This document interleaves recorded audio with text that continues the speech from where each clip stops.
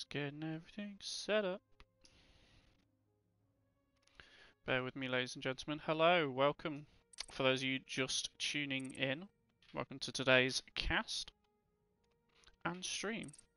Just getting the word out on the net that we are now live with quite an exciting game lined up for us today. Today we will be seeing the likes of Vortex Gaming versus the Vortex Academy team. Both of these two teams, of course, part of the same organisation. However, one of them, of course, being the main team, one of them being the second team. So we'll have to see who actually wears the trousers in this relationship. Is the main team in the right place? Or will the academy team put the main team in their place and prove to them why they are the better team? Just going to get the stream info updated, so bear with me 1 second while I sort that. And hopefully we have no issues like yesterday where the game crashed. Well, my stream crashed on us, should I say. Just as we went into the game. Hopefully if that does happen again though today, we should get everything sorted out nice and quick so that there are no issues. And you guys will get to see the full game and we won't miss any of the action.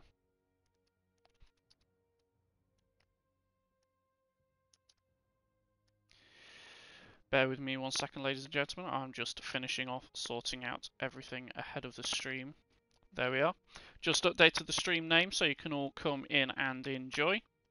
First map we will be going to today will be the likes of Oregon, where we see Vortex Gaming and Vortex Gaming starting on the defense and the academy team starting on the offense. It's going to get very confusing with these two teams, as of course their names are so similar. And in fact, it is already quite confusing with the fact that I specifically asked Maz and the main Vortex team to swap onto the defensive side, but they haven't done so, and they're now all on the offensive side, so I've got to swap around the teams that start on each side. Dear me. I have a few shout-outs to do, but I'll wait until a few more people are in the stream, and then we'll get them rolling. Since we've had quite a few followers and even a few subscribers since I was last live, so I've got to give those boys and girls a shout out. How is everybody today anyway? How's everybody's Tuesday been?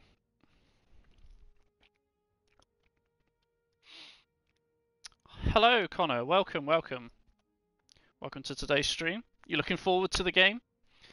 If you haven't already seen, of course, it's going to be an interesting one, seeing the main parent team facing off against the secondary B team.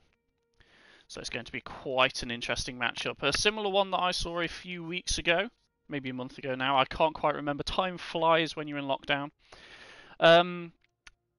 Yeah, I saw Aqua versus Aqua Academy. That was quite an interesting game to be watching. Since firstly, the confusion of both teams technically being called Aqua got me and Conch, because it was a duo with Conch, got us quite confused, but in the end we got through it. But it was quite an interesting game to watch because Aqua Academy ended up beating the main Aqua roster in both of the two games in the best of two. Will we see a repeat of that today with the academy team of Vortex facing off against the main team of Vortex? I'm not quite sure. These two teams may be certainly well balanced with the rosters that they have at the moment. You would assume that the main Vortex roster is more favoured in this one, but we'll just have to wait and see when, of course, we get into the action whether that is indeed the case, since these two teams, apart from in scrims and stuff, have not played each other, and on top of that, both of these teams are relatively new. Vortex Gaming is only maybe 3 to 4 weeks old. Meanwhile, the academy team is barely even a fortnight old at this point. So, still new teams, and with them being part of the same organisation, there may be some more swapping that needs to be done, with certain players going up to the main team and certain players dropping to the academy team. And this game may help the main leaders within this team decide exactly where they want to put their players. But as I say, we'll just have to wait and see how all of this plays out as this game progresses onwards. But we're just currently waiting for 2 more players to join into the lobby. Once they're in, though, we will get this game underway, and you guys will get to enjoy the wonder that is Vortex Academy versus Vortex Gaming. Just going to check how everybody's getting on.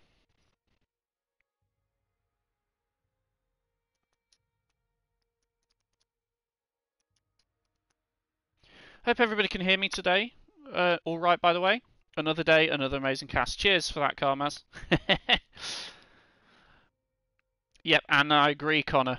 There's going to be a lot of friendly fire. Lots of blue on blue, since both of these teams are technically the same team, even though they're not. It's always interesting seeing sort of the parent organisation go up against the sort of I don't know the best way to call it. Is it like a child organisation, the sister organisation? That just makes it sound a little bit dodgy, in my opinion, if I use that. Perfect. Glad to hear it, Karmaz. But yeah, it's certainly going to be an interesting one, seeing the main team face off against the academy team. Will there be some conflict? Will we maybe see some interesting developments after this? After this game is played, apologies, I just had to stop and read a message. Will we see some interesting developments between these two teams after the game is played, or will we see them pretty much stay as is for the remainder of this season, of this first of the ERSL? Since there is only a few weeks left, there's not too much that these two teams can do with roster changes that could really help them. But certainly on the side of the academy team, that we're certainly hoping from like the admin side of things as well, that they can get a few more players onto the roster, as at the moment they only just about have the 5 and they're not always available for every game, so it can be quite difficult for them trying to field a full team. But hopefully they get those issues sorted out. There's certainly heard it through the grapevine that some of those things are going to get sorted out. Anyway, I'll do some shout outs once we're actually into this game and getting everything underway, as we've got plenty to thank people for today, as lots and lots has happened since last time I was live. We're currently just waiting for 2 players. One of them is just having a bit of issues joining in at the moment, and the other one is quickly finishing off his dinner. Don't blame him. To be fair, I'm having to delay my dinner this evening because we've had a slightly earlier than planned start at the request of these two teams. So my dinner is actually ready right now, but I can't go get it because I'm streaming for you guys instead. Could bring it up here and eat it, but I think the last thing you guys want to hear is me chomping down on something, so I'll just leave it and get it whacked in the microwave later on to get it all sorted out. Nice and fresh for me. Well, not nice and fresh for me later. What team's defending first, Hazza? The team that is defending first is the main Vortex roster, which is currently the team in blue. They will be on the defensive first. Good evening, Chanka. How are you doing? And the academy team will be attacking. That's the way around we will start things. And in the second game, it will be the academy team starting on the defense of map number 2, which sees us go to Clubhouse. And the OT defense will go the way of the main team. Sorry, goodness me, it's going to be so difficult trying to differentiate between these two. That's commitment right there. Thank you, Lydia. Thank you. I'm glad you appreciate it and glad to see you back in the stream. I don't know whether you've been just lurking in the last few ones, but was wondering where you've been hiding, but glad to see you back today. And a note for everybody, that is watching the stream today, whatever team Lydia puts her channel points on, you need to vote for the other team, because it's going to be the other team that wins. It's just an ongoing thing at this point. Every team that Lydia's put her money on, they've ended up losing, and she's even done it where when I was just doing a casual stream with my mates and we were playing some ranked, she betted on us losing the ranked game, so of course we won it. We went from like, I don't know, 3-0 down to a 5-4 win or something silly like that. So whenever Lydia puts her channel points on, you need to vote the other way. Perfect. Well, we should just be waiting for one final player to get in now. Once they are with us, we will get this one underway. You say definite match fixing, Chanka, but I certainly think with these two new teams, I certainly expect the academy team are wanting to prove themselves after a game that they played yesterday versus, I believe, Zodiac B. Can't remember whether it was for this league or another league, but they certainly struggled a little bit in that game. So I know they're probably wanting to prove themselves, and of course a good performance in today's game could see them be looking for a transfer into the main team at some point in the not too distant future, which I know some of these players are certainly looking for, as currently the main team has a slightly better chance at reaching the playoffs for this league this season. We'll of course have to wait and see whether they make it in the final few weeks of the season, as we've still got about 3 games to be played for each team, but there's still some stuff. But yeah, this is certainly the day that the academy team want to prove themselves, both to their team and everybody else in the league. Prove that they are a strong contender, even if they might not make playoffs this season, so that maybe they can come back even stronger next season. And of course, it helps the main team also decide, you know what, we've got a couple of weaker players in here, we might swap them out with some of our players from the academy team. But of course, that will all be sorted out in due course. At the moment, as I say though, we're currently waiting for one more player. Apologies for the wait, everybody. As of course, these are basically the same team. We've gone over the 10-minute rule, but at this point, neither of them wants to take the forfeit. They just want to play the game, so we're just waiting for that final player to join. Hopefully, he joins within the next 10 minutes. Otherwise, I'm going to have to rehost the server, and that'll just be a bit of a faff. But fingers crossed he gets in sooner rather than later. And speak of the devil, here he is. I'll just quickly read what Lydia said. I've got the elemental channel points curse, and I've missed a few stories. I've had so much uni work to do, so I've been stopped. Fair enough, Lydia. Well, glad to hear you've maybe got back on top of that. Well, hopefully anyway. But glad to see you're over here again supporting us. And you've now been joined by another subscriber. But I'll talk about that in a second. Just making sure that both teams are now ready to go. Once I've got the affirm from both sides, we will get this one underway. We've got a yes sir from the academy team. Will we get a yes sir from the main team? Come on, Maz, read your messages. Once I have an affirm from the main team, we'll get underway. Everybody's showing ready on the scoreboard, so I'm just going to go from that, and we're going to head into the first map, which sees us going to Oregon. Let's get these predictions started as well. Game 1 win. Will it go in favour of Vortex Academy? Or will it go in favour of Vortex Gaming?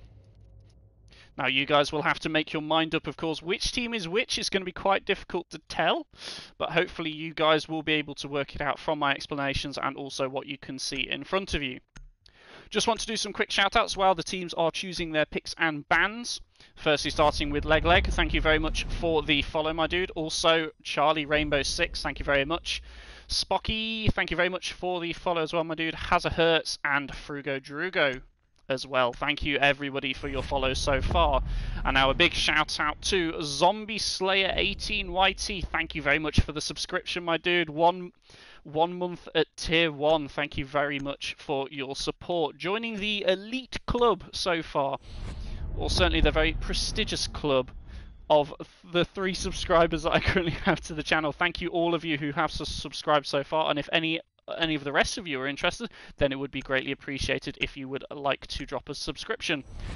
No worries if you don't want to, though. I know, of course, it costs a bit of money and the follow button is free, but any support that you can give me and wish to give me is greatly appreciated, so thank you in advance if you decide to go that way. Anyway, the bands that we see coming out so far: Thatcher, Ace, Goyo, and Mirror. The Thatcher and the Mirror bands being relatively standard on this map. We've certainly seen a lot of them so far throughout this league. However, the Goyo and the Ace may be a little bit unexpected, and certainly getting rid of that Ace off the board.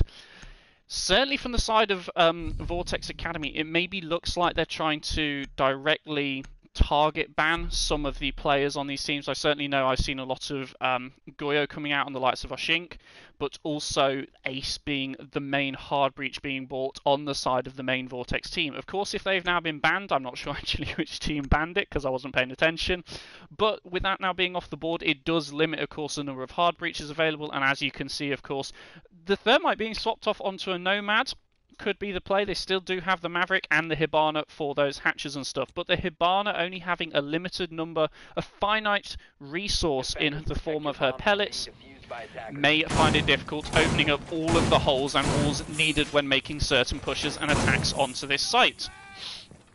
Make sure you all get your channel points well spent today, betting on which of these two teams you're wanting to see win, but also hopefully going to see win. It's certainly going to be interesting to see how, of course, these two teams perform against one another. Will we see a similar performance to the stream that I casted a couple of weeks ago with Conch, my dear good friend Conch, where we saw Aqua versus Aqua Academy? The result from that game was that Aqua Academy actually took both of the games, and because of that actually resulted in the main Aqua team doing a major reshuffle and basically disbanding for a period of time. It was quite a big shake-up. They did have an emergency sub on their side who did do bits. I believe it was Killy. But alongside that, the rest of the team just played so much better than what was supposedly the main roster for Aqua. So it was a bit of a surprise. But we'll just have to see whether the same can be repeated today from the Academy team to the main team between the Vortexes. Seems to be the start for these two teams. We'll see a split push. Two members of Vortex Academy currently droning out this big tower, where we currently see the Jaeger playing all the way down in the bottom of basement, in the bottom of blue. The remaining members of Vortex Academy are pushing into this little closet room, currently having the Ash playing below, trying to get the Cade off of the closet wall, so then they can then start getting in and opening up that wall using the Hibana pellets that they brought along. But they'll just have to wait and see. Unflickable playing the Maverick, now repelling into the tier 3 of Big Tower, currently looking for any players. Oshink and ADN falling into a gunfight, and unfortunately for ADN, Oshink manages to win that one just about though. Oh dearie me, a bit of a pre-fire coming out there through the soft window onto Kids by the likes of AI Lewis. Does manage to, perfect timing for him, collect the head of Oshink. He was on very low health anyway, so he would have died at the end of that one. Fizzle though is now contesting quite aggressively down below in meeting, but he has been droned off, I believe, and also is being pushed off. Inspector Batty does manage to pick up Game On, who was playing in Trophy behind that shield. The Malusi swings though and managed to take him out. That was Maz now in a 3v3. The diffuser is down in the master bedroom. Christy though does get a frag straight back as he picks out Fizzle, who was downstairs on the roam, picking up a kill for his team. Christy normally a member playing on the main team, but for now, until the main team fills out a full roster, he is playing for the Academy team. Mazzo still has Diffuser upstairs in the meeting room, and the likes of Sixpack is still playing inside, currently in Games Room. Unflickable, still trying to get this wall open, so of course he can push through. He seems to be making a bit of a bad job of this one. He probably doesn't want me to see this, but he's going to get there eventually. There we go, he's finally got a hole in the wall, and AI Lewis as well pushing round onto the attic window. Probably the easier way to get in at this point, with of course so few members left. Flashing out either side, not quite knowing where the members of Vortex are. Now pushing in, the Mute is playing close, does get taken out by Crushy, and now Maz is left in a 1v3 in the first round that may go in favour of the Academy team. Can Mazzo clutch up right here? He can play around the shield quite a bit, as he does have Diffuser in hand. He has to face off against 3 players though. Pistol out now, it's all getting very close and uncomfortable for him. He does down 1, knifes for the kill, gets a triple, but eventually gets taken out by Unflickable. My goodness, Maz, he so nearly had it there, but just too many bodies left on the board meant that Unflickable was eventually able to pick that one up, securing round number 1 in favour of the Academy team. Whew, that one was a little bit messy at the end, and I bet Maz is so annoyed that he wasn't quite able to clutch that one out, but a very close one, and certainly a good sign for the rest of this game being very exciting between these two teams, as you'd probably expect. The main team should be the one to just absolutely trounce the B team, but currently with both of these being so new, as I said earlier, the players on their team, that they maybe haven't quite found out who are the best players within this team. They just currently have got a roster together so that they can play in this league, simple as. So the result of this game could see some shifts between these two teams, so we'll just have to wait and see how that one works out, but it's certainly a very good opening start for the Academy team, being able to get one round up on the main team, especially in that situation right at the end there. Maz probably, as I say, disappointed that he wasn't quite able to win that one out, being so close to it, getting the triple kill but not quite the quad that he needed. However, we'll just have to wait and see where the rest of this game takes us, and whether of course the main team can step it up a little bit after that slightly iffy performance, but also of course if the Academy team can continue the show of good form right through to the very end. Hoping Vortex Gaming will break this curse to me. Well, so far, Lydia, it's not looking in your favour, is it, with that first round win on the belt? But of course, it is only one round so far. There's many more that need to happen before then. Shank seems to be putting his money on the B team. Hello, Bibish, how you doing, man? My day's been alright. It's not been the best of days, but hey, then again, not every day is. I have booked some work, days off work later this week, so I'm looking forward to them. So, every cloud has a silver lining. What can I say? Would be brilliant to see the B team beat the main team. Yes, indeed it would, Kizza. And you never know, that might be what we see at the end of this one. Vortex Academy going to win it, I reckon. Well, that's what the predictions is there for you guys. Anybody that hasn't done it so far, go over and drop some channel points on the prediction. Decide who you think will win. Put as few or as many bits as you want in there. Let's get a big pool building up. So whichever way this goes, you're either going to lose a bit of your channel points or you're going to gain a load. But it's certainly interesting to see which way you guys think this one will go. Before, of course, it actually has. Two players again from the Academy team pushing onto the big tower, currently just droning themselves in. Now the Nomad of Unflickable is repelling in on the top floor, deciding not to bring the Maverick this time and instead opting for that Thermite. Maybe, of course, deciding that opening the wall might be busy, but game on, getting an early pick for the side of the main team. Managed to pick off the head of ADN. He's died early once again, this time on the top armory window, getting taken out by this very strong shield position that, of course, can be played from multiple different angles. Fizzle does take an absolute shit ton of damage, if you excuse my French, right there, through the soft wall from the likes of Krusty. Being left on probably about 1 HP. It looks like they're actually going to go for the reset. Yes, indeed, the C4 getting thrown out is picked up safely, so man isn't blown up, but Krusty showing up big so far does eventually secure a kill. This one onto the head of game on, though. Fizzle has been picked up now, so he is on 20 health. He is a little bit healthier. Krusty is just currently waiting. Here's the C4. He runs away. Doesn't take full damage. In AI, Lewis has actually pushed in and manages to take out Maz. No, Maz was playing below. I do apologise. It was able to be picked up by Lewis. And we now see Academy being in a 4v3. Certainly looking more favourable for Academy so far. Maybe this is their map to take to show that they are maybe actually the top team out of these two Vortex teams. But there's still a lot of siege to be played, both in this game but also in the second map. So we'll see how this goes. And with 40 seconds left on the clock, they need to, of course, start making a push onto site. But without that Maverick, they're finding it quite difficult to get some of these walls open. It seems that the attic wall is remaining closed, and also the closet wall is still completely uncontested. Nobody's gone below to try and get it out. They do have a Twitch drone in sight. It's trying to find the cave shot core, but it just about misses it. The cave core is still there. A swing from Machine does take down AI Lewis, but a nice push from Krusty does get the refrag straight back. He's now playing close, and there's someone with a shotgun. Six-pack though manages to claim Inspector Batty, but Unflickable pushing forward does collect Fizzle. It's now a 1v1 as Six-pack and Krusty are left, remaining the Malusi, causing so many issues. A quick swing and Krusty secures it again for the Academy team. Second round going in favour of the Academy team. My goodness, I completely stumbled over my words there and completely ruined the cast. But my goodness, the Academy team so far showing the main team up somewhat. The main team really need to book their ideas up and turn this game around nice and quick, because so far they may have got the early picks. I believe they've got the opening kill onto ADN twice now, but at the end of it, Vortex Academy are still able to come out with the win. And it's not necessarily like one player is doing all of it, although Krusty, of course, can be written down quite noteworthy at the moment that, of course, he does have 5 kills after only 2 rounds played. But the likes of AI Lewis, Unflickable, and Inspector Batty have all done their part, and a lot of refrags occurring there as, of course, they pushed on into sight right at the very end. Although people got killed, the early points, it was just a refrag game at that point. They had the 4v3 and they just carried that forward, and even though Unflickable was down on his arse, Krusty was able to clutch that one out and win it for his team. Very good team play there showing from the Academy side. Slammed. Yes, indeed, they have been so far. Academy team equals main team. It looks like it so far, doesn't it, Connor?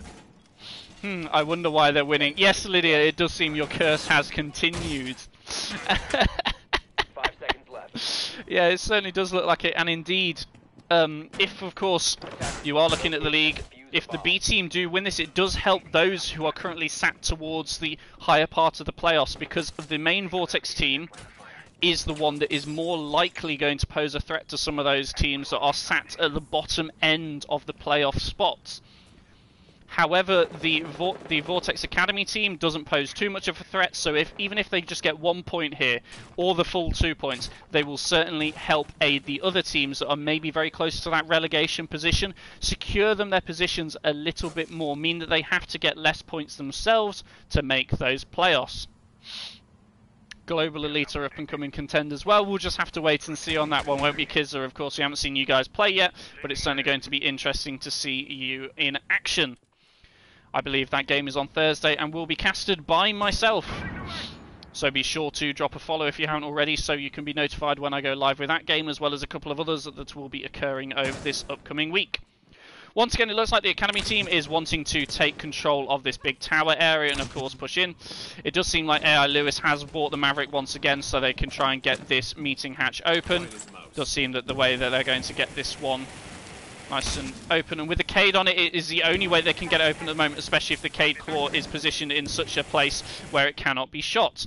ADN currently on the roam once again with the Ash. Hopefully he doesn't become the opening frag once again, but that seems to be working for his team, so hey ho, if it does and it nets his team the win, then I don't think he cares. Currently, though, Sixpack is being super sneaky and has not been droned out. If only he knew how close he was to the likes of ADN. Prefire coming out though. Sixpack does take quite a bit of damage, but doesn't quite win. Maz gets heads on Shink, manages to land a C4, and Sixpack does secure himself a kill with that disgusting shotgun of Ella. Tries running down the laundry stairs, but ADN is able to pick him up. But now in a 2v4, it's certainly not looking as good for the Academy team right here. Seems that the main team have now started finding their feet a little bit, as I do believe Maz is flanking down the armory stairs. Yes, indeed he is. Shink managed to pick up the head of ADN, and now Unflickable is left in a 1v4. Can he get this clutch right here to give the Academy team a 3-round lead? To start this game, no he cannot, as he swings the split corner of meeting. Maz hears him coming and pre-fires the angle, landing a beautiful headshot and securing the main team a very needed first round win for them. Is this the start of a comeback for the main team? Maybe they just needed a couple of rounds to get warm. Maybe they wanted to lull the Academy team into a false sense of security. I'm not quite sure. But whatever the reasoning is, they now seem to be finding their mojo, finding their rhythm. And if they continue this forward, then it may still be the main team to, of course, come out on top from these two teams by the end of this best of two, if not this first map. Hope isn't lost yet, though, for the Academy team. That was just one game, or one round, should I say. So there's still lots of Siege to be played, but it's certainly a sign that, of course, Vortex main team aren't going to go down easy. They're going to go down kicking and screaming, and may even come out on top at the end of this one. Top floor being the site that we see the main team now going back to once again, trying their luck for the third time now. Rather than go for one of the off-sites of either kitchen and dining or kitchen and meeting. Obviously not as comfortable with those sites. As I say, that maybe it might be worth trying a different site. I would certainly, if I was in their position, having lost it twice in the first opening rounds, especially so convincingly, but going back to the same sites over and over again is maybe not the play. However, I'm not playing right now. It's not my decision. It's up to the main team, and they want to come back to this top floor site and try it once again. Sixpack with the Cade, of course, has been proving relatively crucial. With Thatcher being off the board, does mean that the Cades are being put in locations where they're quite difficult to get rid of. So some of these walls are remaining closed, which maybe should get opened a bit sooner. The Maverick once again being bought by AI Lewis rather than the Thermite. So hopefully these caded walls aren't going to be as much of a threat for the likes of the Academy team as they were previously. ADN once again going to this top of Armory window, does get the default cam and is playing on Trophy, does get the pre-fire though, doesn't want to fall foul to that smoke as he did previously. Now probably preparing to get a drone in there to see if he can find the smoke. A drone has been coming in though from the rest of his team, as Game On currently plays super close up and tight to this Trophy door at the top of the Armory stairs. A run out now from Game On, misses the likes of ADN, isn't able to confirm him as the opening kill once again, and ADN instead punishes Game On, making him the opening kill. Krusty as well, supporting his team even more, does get a kill on the likes of Oshink through the floor from below. As I say that as well, Unflickable on this very long angle does manage to take the head off Sixpack, confirming another kill in favour of the Academy team. It's now a 5-2. Maz does take a lot of damage, but is able to actually claim the head of ADN in that gunfight, although he's now left on about 30 hit points. Fizzle collects one below as well, collecting Krusty. And now it's all looking a little bit closer in a 3v2. Maz is not the healthiest player we've ever seen, though, having been left on 30 health from his previous gunfight. But Fizzle is still a very much running and gunning and looking healthy as can be. Shots coming out trying to get rid of that drone, but unfortunately not able to shoot it out. And it does look like they've started being able to push on into sight, as we now see Inspector Batty beginning to open up this closet wall. Unflickable has pushed all the way into the bottom of Attic with AI Lewis behind, but AI Lewis gets taken out by a cheeky angle being held by Maz, and Maz gets a triple collecting the head of Unflickable in the bottom of Attic. It's now a 2v1. Everything's turned round all of a sudden, but Inspector Batty pushing the trophy door does collect Maz through that soft breach, and a pre-fire onto the shield! Does collect the head of Fizzle. Very well played, and a 1v2 clutch there coming out for Inspector Batty. My goodness, well played. It did seem, though, that Fizzle was maybe leaning in the wrong direction, so he couldn't quite see any of Inspector Batty.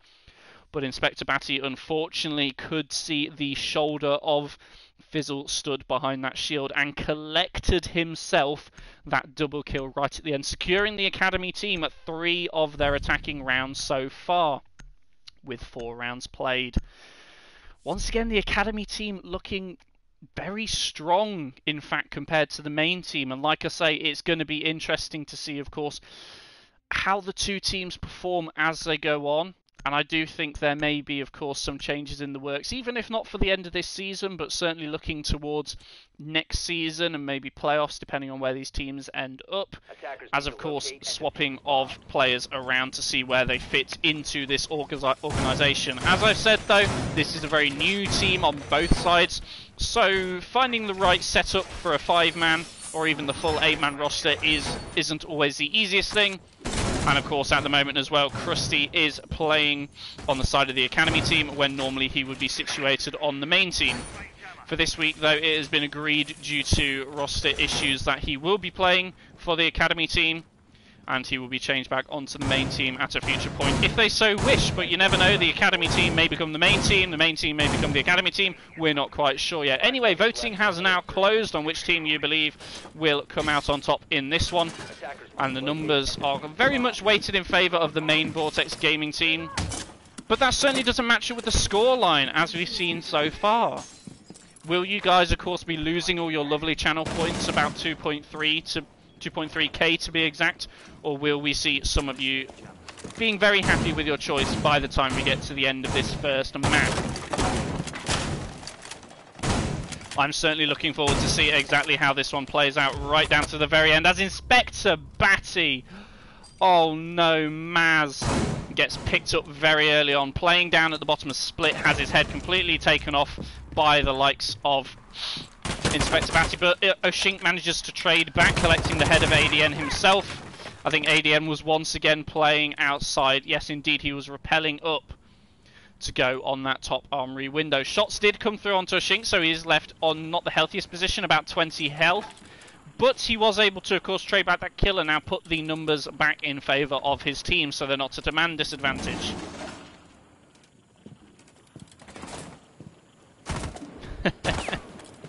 Yes, indeed, I agree, because the run-out maybe not quite the best of plays from the smoke. He maybe thought he could have got it. The timing, though, with ADN coming off his drone in the previous round, did line up quite nicely. Krusty taking a lot of damage from armories. He didn't realise that the Malusi of Sixpack was hiding in that position, helping out his friendly player of Oshink. Otherwise, Oshink may have just died right there. AI Lewis taking a bit of health damage right there as he walked through the small hole that he made in top of Attic. Unflickable still holding this very long angle onto Attic. Can the Academy team start gaining a little bit more ground, getting a few more kills here and there?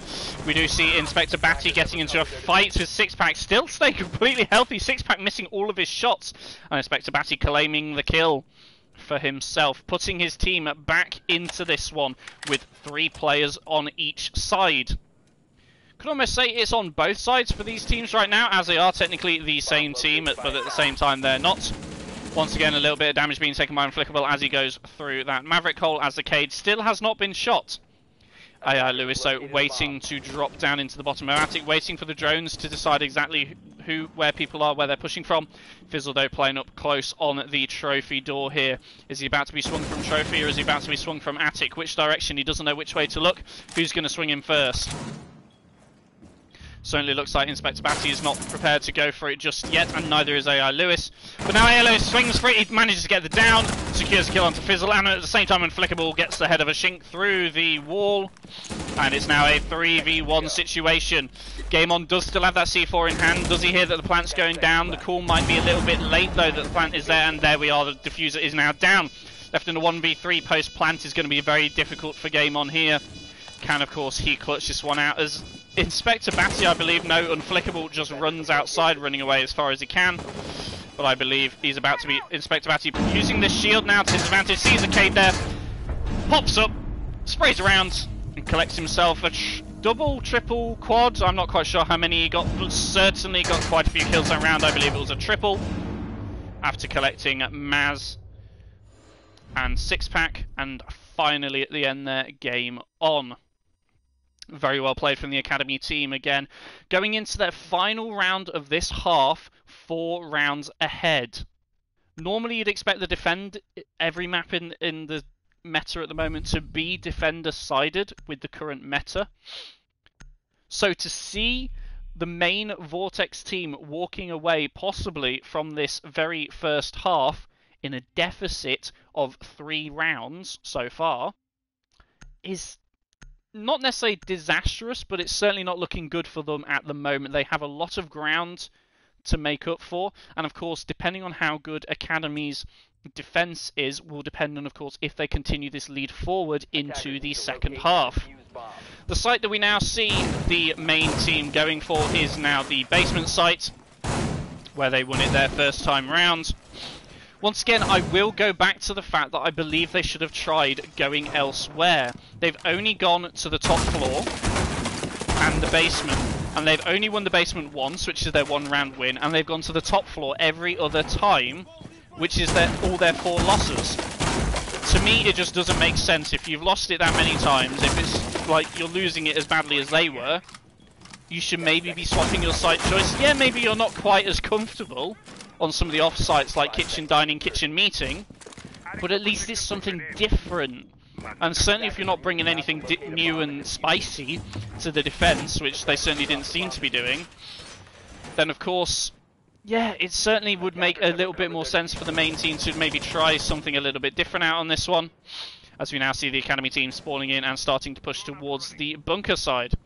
Some teams look scared to go meeting or dining. I'm not sure why. Indeed, Fizzle though helps his team out massively, starting this one off big by collecting the head of ADN. Once again, ADN just not having a good day today, getting his head clean taken off within the first few seconds of him trying to push into the blue bunker. Unflickable though currently on this rappel, now going in on tier 2 of the big tower, droned it out. Maybe hasn't, but maybe his team have droned out for him. They know that nobody's up here, as the only roaming members are currently Maz, who is over towards the top of Laundry Stairs, and now going down.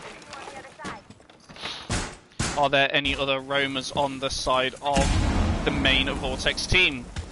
The Ibana being used to open up the wall from a distance though, as now we see Fizzle moving up to a very aggressive angle here. Not sure he's been droned out yet by the likes of the Academy team, so he could prove in a very, very crucial position right here if Inspector Batty doesn't realise how close he's playing on the left-hand side. Right-hand side, I do apologise. We'll just have to wait and see whether Fizzle can bring a surprise gift for Inspector Batty, but a drone being thrown out there, will it spot Fizzle in this position? Yes, it does. Fizzle now, his position compromise has to fall off. Shots coming out through the wall, will he make it? Oh, he walks away with only about 30 hit points left in his pocket. He's not having a good day. As we now see flashes coming in from the hatch, is also trying to burn some of that ADS. Maybe AI Lewis will try and drop a nade onto that shield. There is an ADS now being pinged, as the Academy team decides exactly how they're going to push into this one. With the meeting hatch now open, they do have the options available, but it does seem they are committing to this rear stage hatch drop push. Two members are in. Krusty is currently playing in bottom of Harry Potter, gets lit up a little bit from Freezer, but he's now pushing the long haul, trying to know exactly where to push. He does push it very close, so does see the Cade, misses some of his shots, he's now in, does down Fizzle, doesn't realise one is on his left though on the single wall. That is the likes of Maz playing the Jaeger. Does manage to pick up the kill, get the refrag done for his team. Shots from behind though do manage to take him down, not quite sure where that was. AR Lewis managed to get it. A double kill coming out from AR Lewis. A nade being cooked here. Will it collect the smoke who's playing close on the back of there? Does get thrown over, scares him off, pushes forward. The SMG 11 kill does secure it, but Unflickable pushes in and claims it right back.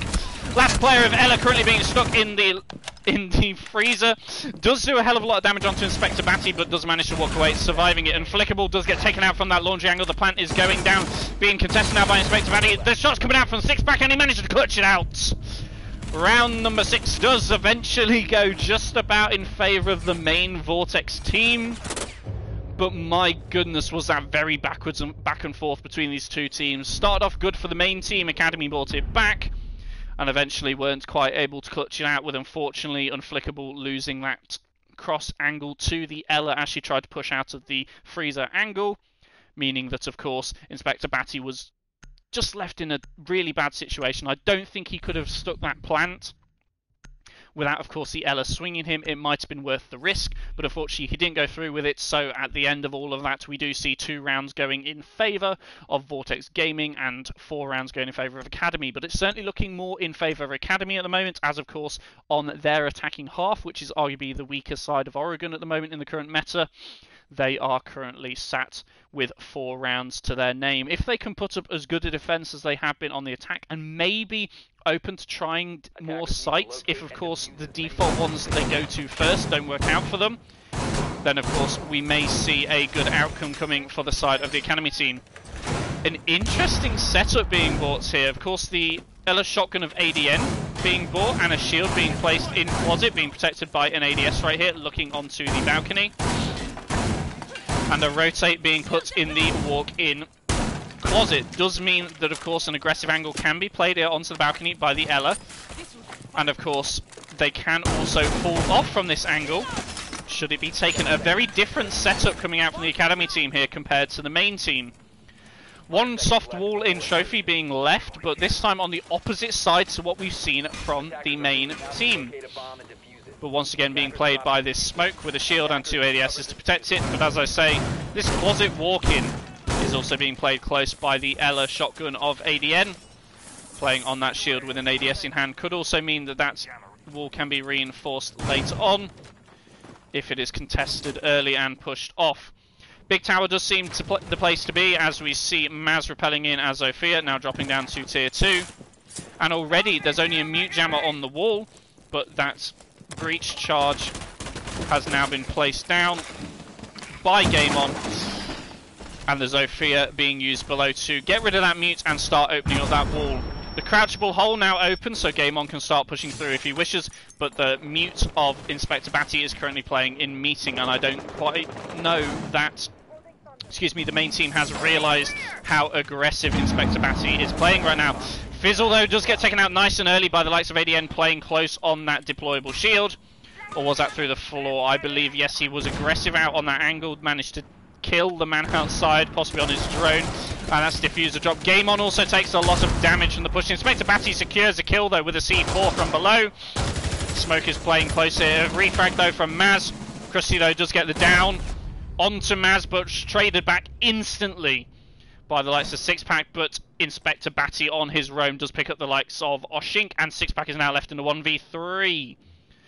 The Academy team so far, of course, showing what they can do and proving that they, so far, are the better team, as now we see a 1v3, a very difficult position for Sixpack to try and clutch out here. He does have plenty of time left on the board, though, but it's certainly going to be a difficult one to clutch out for him. If he takes these gunfights slowly, one by one, there is still a chance that he could win this. We'll just have to wait and see. Angle being held by the Jaeger, doesn't quite land the shots. He does see the Malusi lying on the floor, misses most of his shots, so each player left on about 10 hit points. Who will win this gunfight? It's certainly becoming a close one. A flashbang coming out but being eaten by those ADS is currently on the shield. Nomad being sent out as well to try and counter that. An impact nade, though, being cooked by AI Lewis to try and burn that Nomad device on the wall if he decides to run out. But Sixpack being taken out by Batty. playing all the way in the back of Small Closet on the shield that the Ella had used. Of course, this angle works both ways, and a beautiful little pop-up pre-fire with the SMG-11 taking his head clean off. Goodness me, what are we watching right here? Another round going in favour of the Academy team, as we now see them having won on the one site that the main Vortex team just couldn't win. My goodness, this is very exciting to watch, and certainly unexpected for you guys, as we've said before. And as the prediction shows, 70% of you, or 70% of the bits or channel points that have been voted, have gone in favour of the Vortex gaming team. However, it's currently the Vortex Academy team that is showing up big. And with 5 rounds under their belt so far, and of course this map being arguably defender-sided, they certainly have themselves all the firepower that they need to try and push this one out for a victory. Will they be able to do it though? There's still plenty of rounds that can be played between these two teams, and of course if Vortex finally get the momentum going, we may see a different result coming out. Seems that Smoke was wanting to play elbow, but then a decision was made that they're not going to do that, as the reinforcement is instantly reinforced back up. Let me just have a quick check and look. See what you guys are saying in chat. I can see there's lots of messages going around.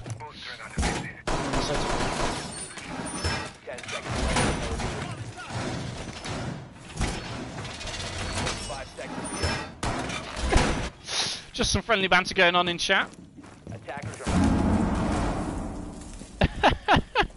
Everybody at the moment is just commenting on the fact that don't vote on Maz because he's likely to lose you points. I don't know whether he'd be happy to hear that, but it certainly seems relatively true so far. A possible misplay here, though, from the side of the Academy team. They have left this meeting hatch soft. Nobody's gone to get it yet, although it does look like the likes of Unflickable is playing from above in the attic, so maybe he can try and contest it if it does get open.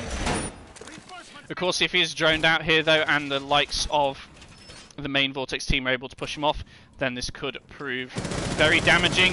But there, Fizzle taking a lot of damage from the likes of Unflickable. They meet in this attic hallway, and Fizzle does walk away with far less health than Unflickable. But of course, the attic is now being given up by Unflickable. He decides, you know what, I've done my damage, I'm walking away now. Though, of course, he doesn't know how much damage he's left Fizzle on. He certainly knows he probably won that gunfight overall. Attic control has now been given up, and of course those 2 reinforcements and that ADS being arguably wasted, as this position is now no longer being played. It still looks like the main Vortex team hasn't quite realised, and oh my goodness, Unflickable has rotated all the way downstairs and has already picked himself up a kill as somebody pushes down on site. Fizzle also gets downed, having been left on incredibly low health. Inspector Batty does get answered straight back there by Sixpack, who does also get an injure himself and eventually secures that onto Inspector Batty, taking him out of the freezer position. ADN currently on the roam upstairs, does manage to get rid of that Nomad with an impact nade onto the soft wall, and is now starting to push down these rear stage stairs. Krusty playing close, still with a C4. No C4 in pocket, he's used it already. Unflickable watching the laundry stairs behind, and AI Lewis playing close on the single E-box wall. A thermite charge being placed down on the wall. Does he hear it? Yes, he does. He's got to push forward, otherwise he'll take damage from it. Doesn't take any damage, but will he see a player behind him? Did they realise how close he is? Pre-fires coming out do land onto Fizzle a little bit, but Krusty also taking quite a bit of damage in that engagement. Does seem like that AI Lewis is stuck between a rock and a hard place. Does peek out and manage to get it down, though. ADN on the massive flank. A triple kill going his way. Now pushes in. Can he get the quad? Can he quite get it? No, he doesn't, but a refrag from Krusty does secure round number 8, and that's 6 rounds. Match point to the Academy team. My goodness. My goodness. What a flank from ADN right there. He got absolutely slapped in the opening rounds of this game, being the opening death on the side of his team for the first 3, if not 4 rounds.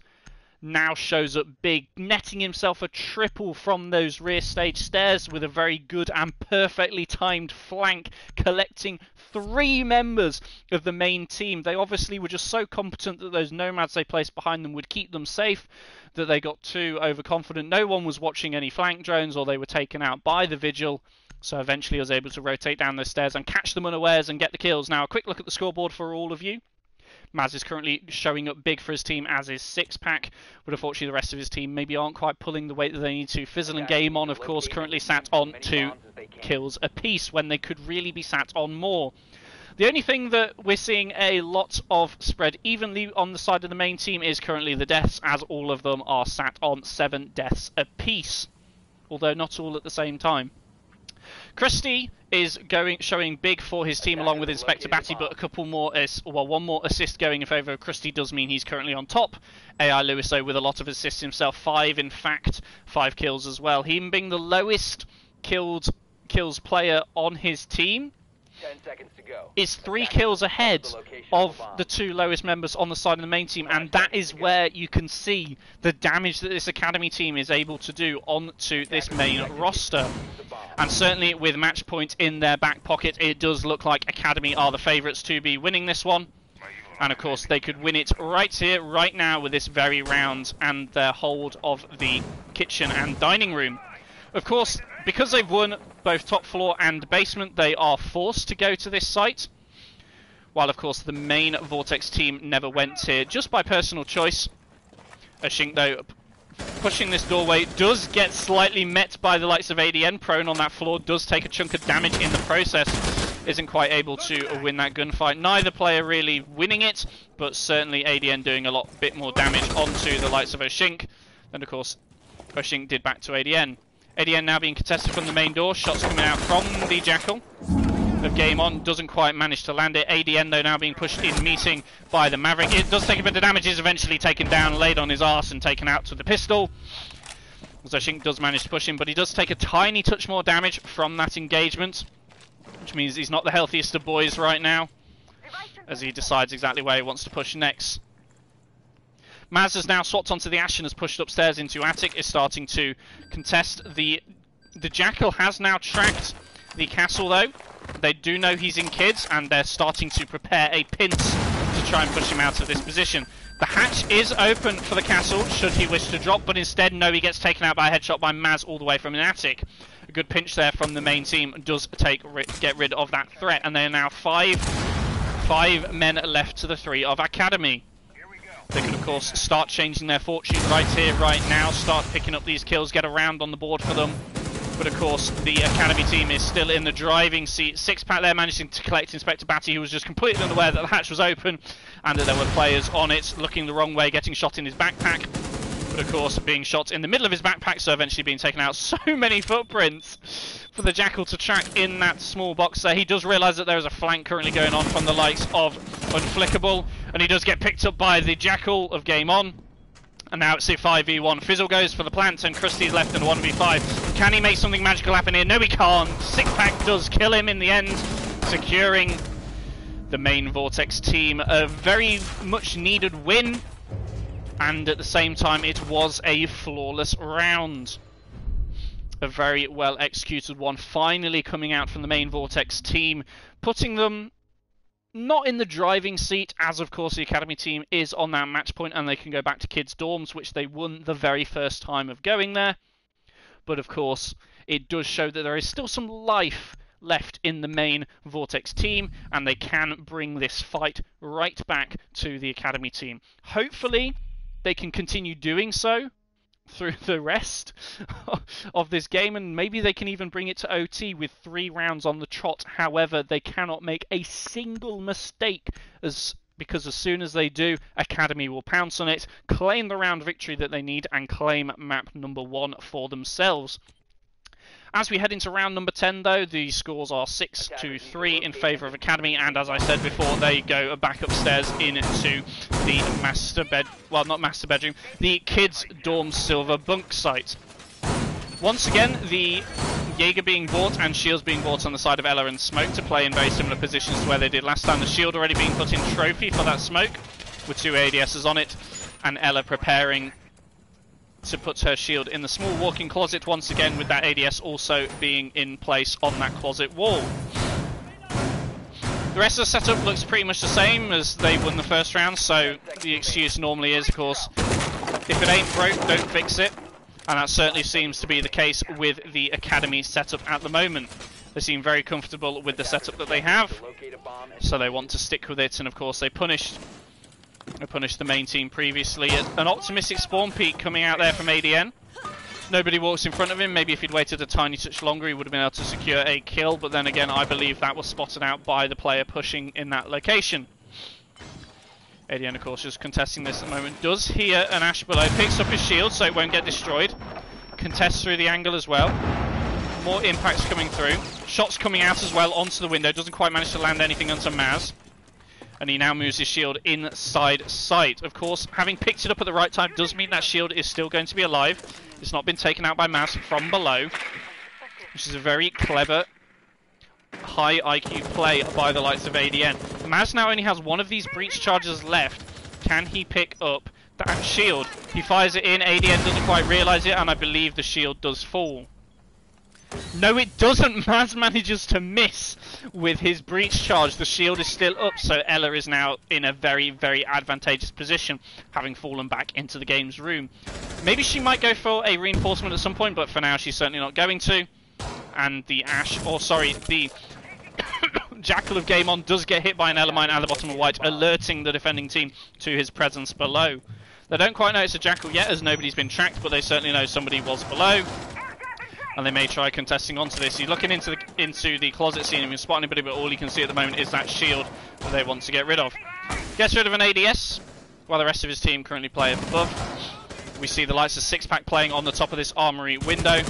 Just trying to see if anybody is in the armory room. Pre-fire going through, but doesn't manage to collect anybody. Also being linked up by the likes of Game On, pushing up the main armory stairs. Malusi device is pinged, so that everybody knows where it is. Will the Malusi swing this? The Malusi of AI Lewis.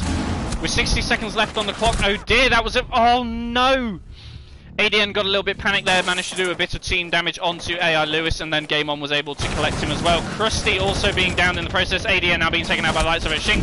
Unflickable does collect one back by taking Maz's head off on the double window. Does he go for the pickup though right here? Yes indeed he does. Krusty gets picked up off his arse, but the players on the side of the main Vortex team are starting to take this map control, pushing in to Games now playing on that shield that the Ella left behind. And looks like a default plant might be about to go down here, but Inspector Batty does claim one from the top of white stairs. He's now playing in this position. C4 going out, does blow up, get caught on the wall.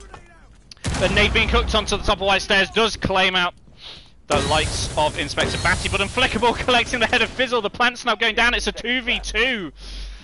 Oh, the plant does manage to get put down, and a Shink collects himself a triple kill, holding the angle close from on the attic wall. It's now a 1v2 with Krusty being on the tiniest amount of HP, 15 health to be in fact.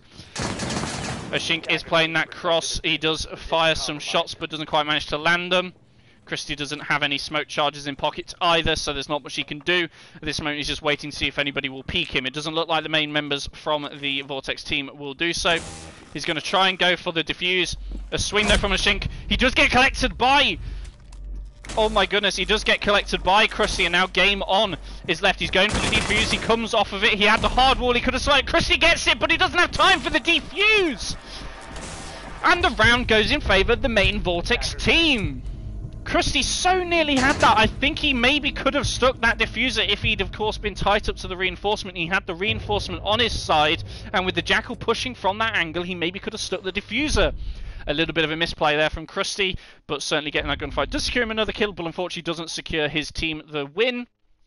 But it's certainly still looking like not Aqua Academy, sorry, that was a previous game that I did. Vortex Academy are still looking incredibly strong, as of course they were down a 4-3, 4-2 at a couple of points there, but between Unflickable and the likes of Krusty, they were able to bring it back right until that last moment, where unfortunately the time was just not on Krusty's side, so unfortunately he wasn't able to clutch it out, but so very close and very much showing, as I said already, that Vortex Academy, my god, I'm messing this up. I'm so used to saying Aqua Academy because that was the other game that I watched where this happened, where Vortex Academy are, of course, showing up big today. Academy, though, after losing the top floor site, decided, you know what, we're going to change this up a bit. We're going to go back downstairs now that it is available. We also won that one pretty easily. So, of course, a change of site is exactly what they might need right now. Of course, 2 rounds still needed to be won on the side of the main Vortex team before they can take this one to overtime. It is still possible for them to do this. But of course, 2 rounds on the trot with making no mistakes where they so nearly made a couple in the previous round, does mean that it's going to be a very close one at the end of this.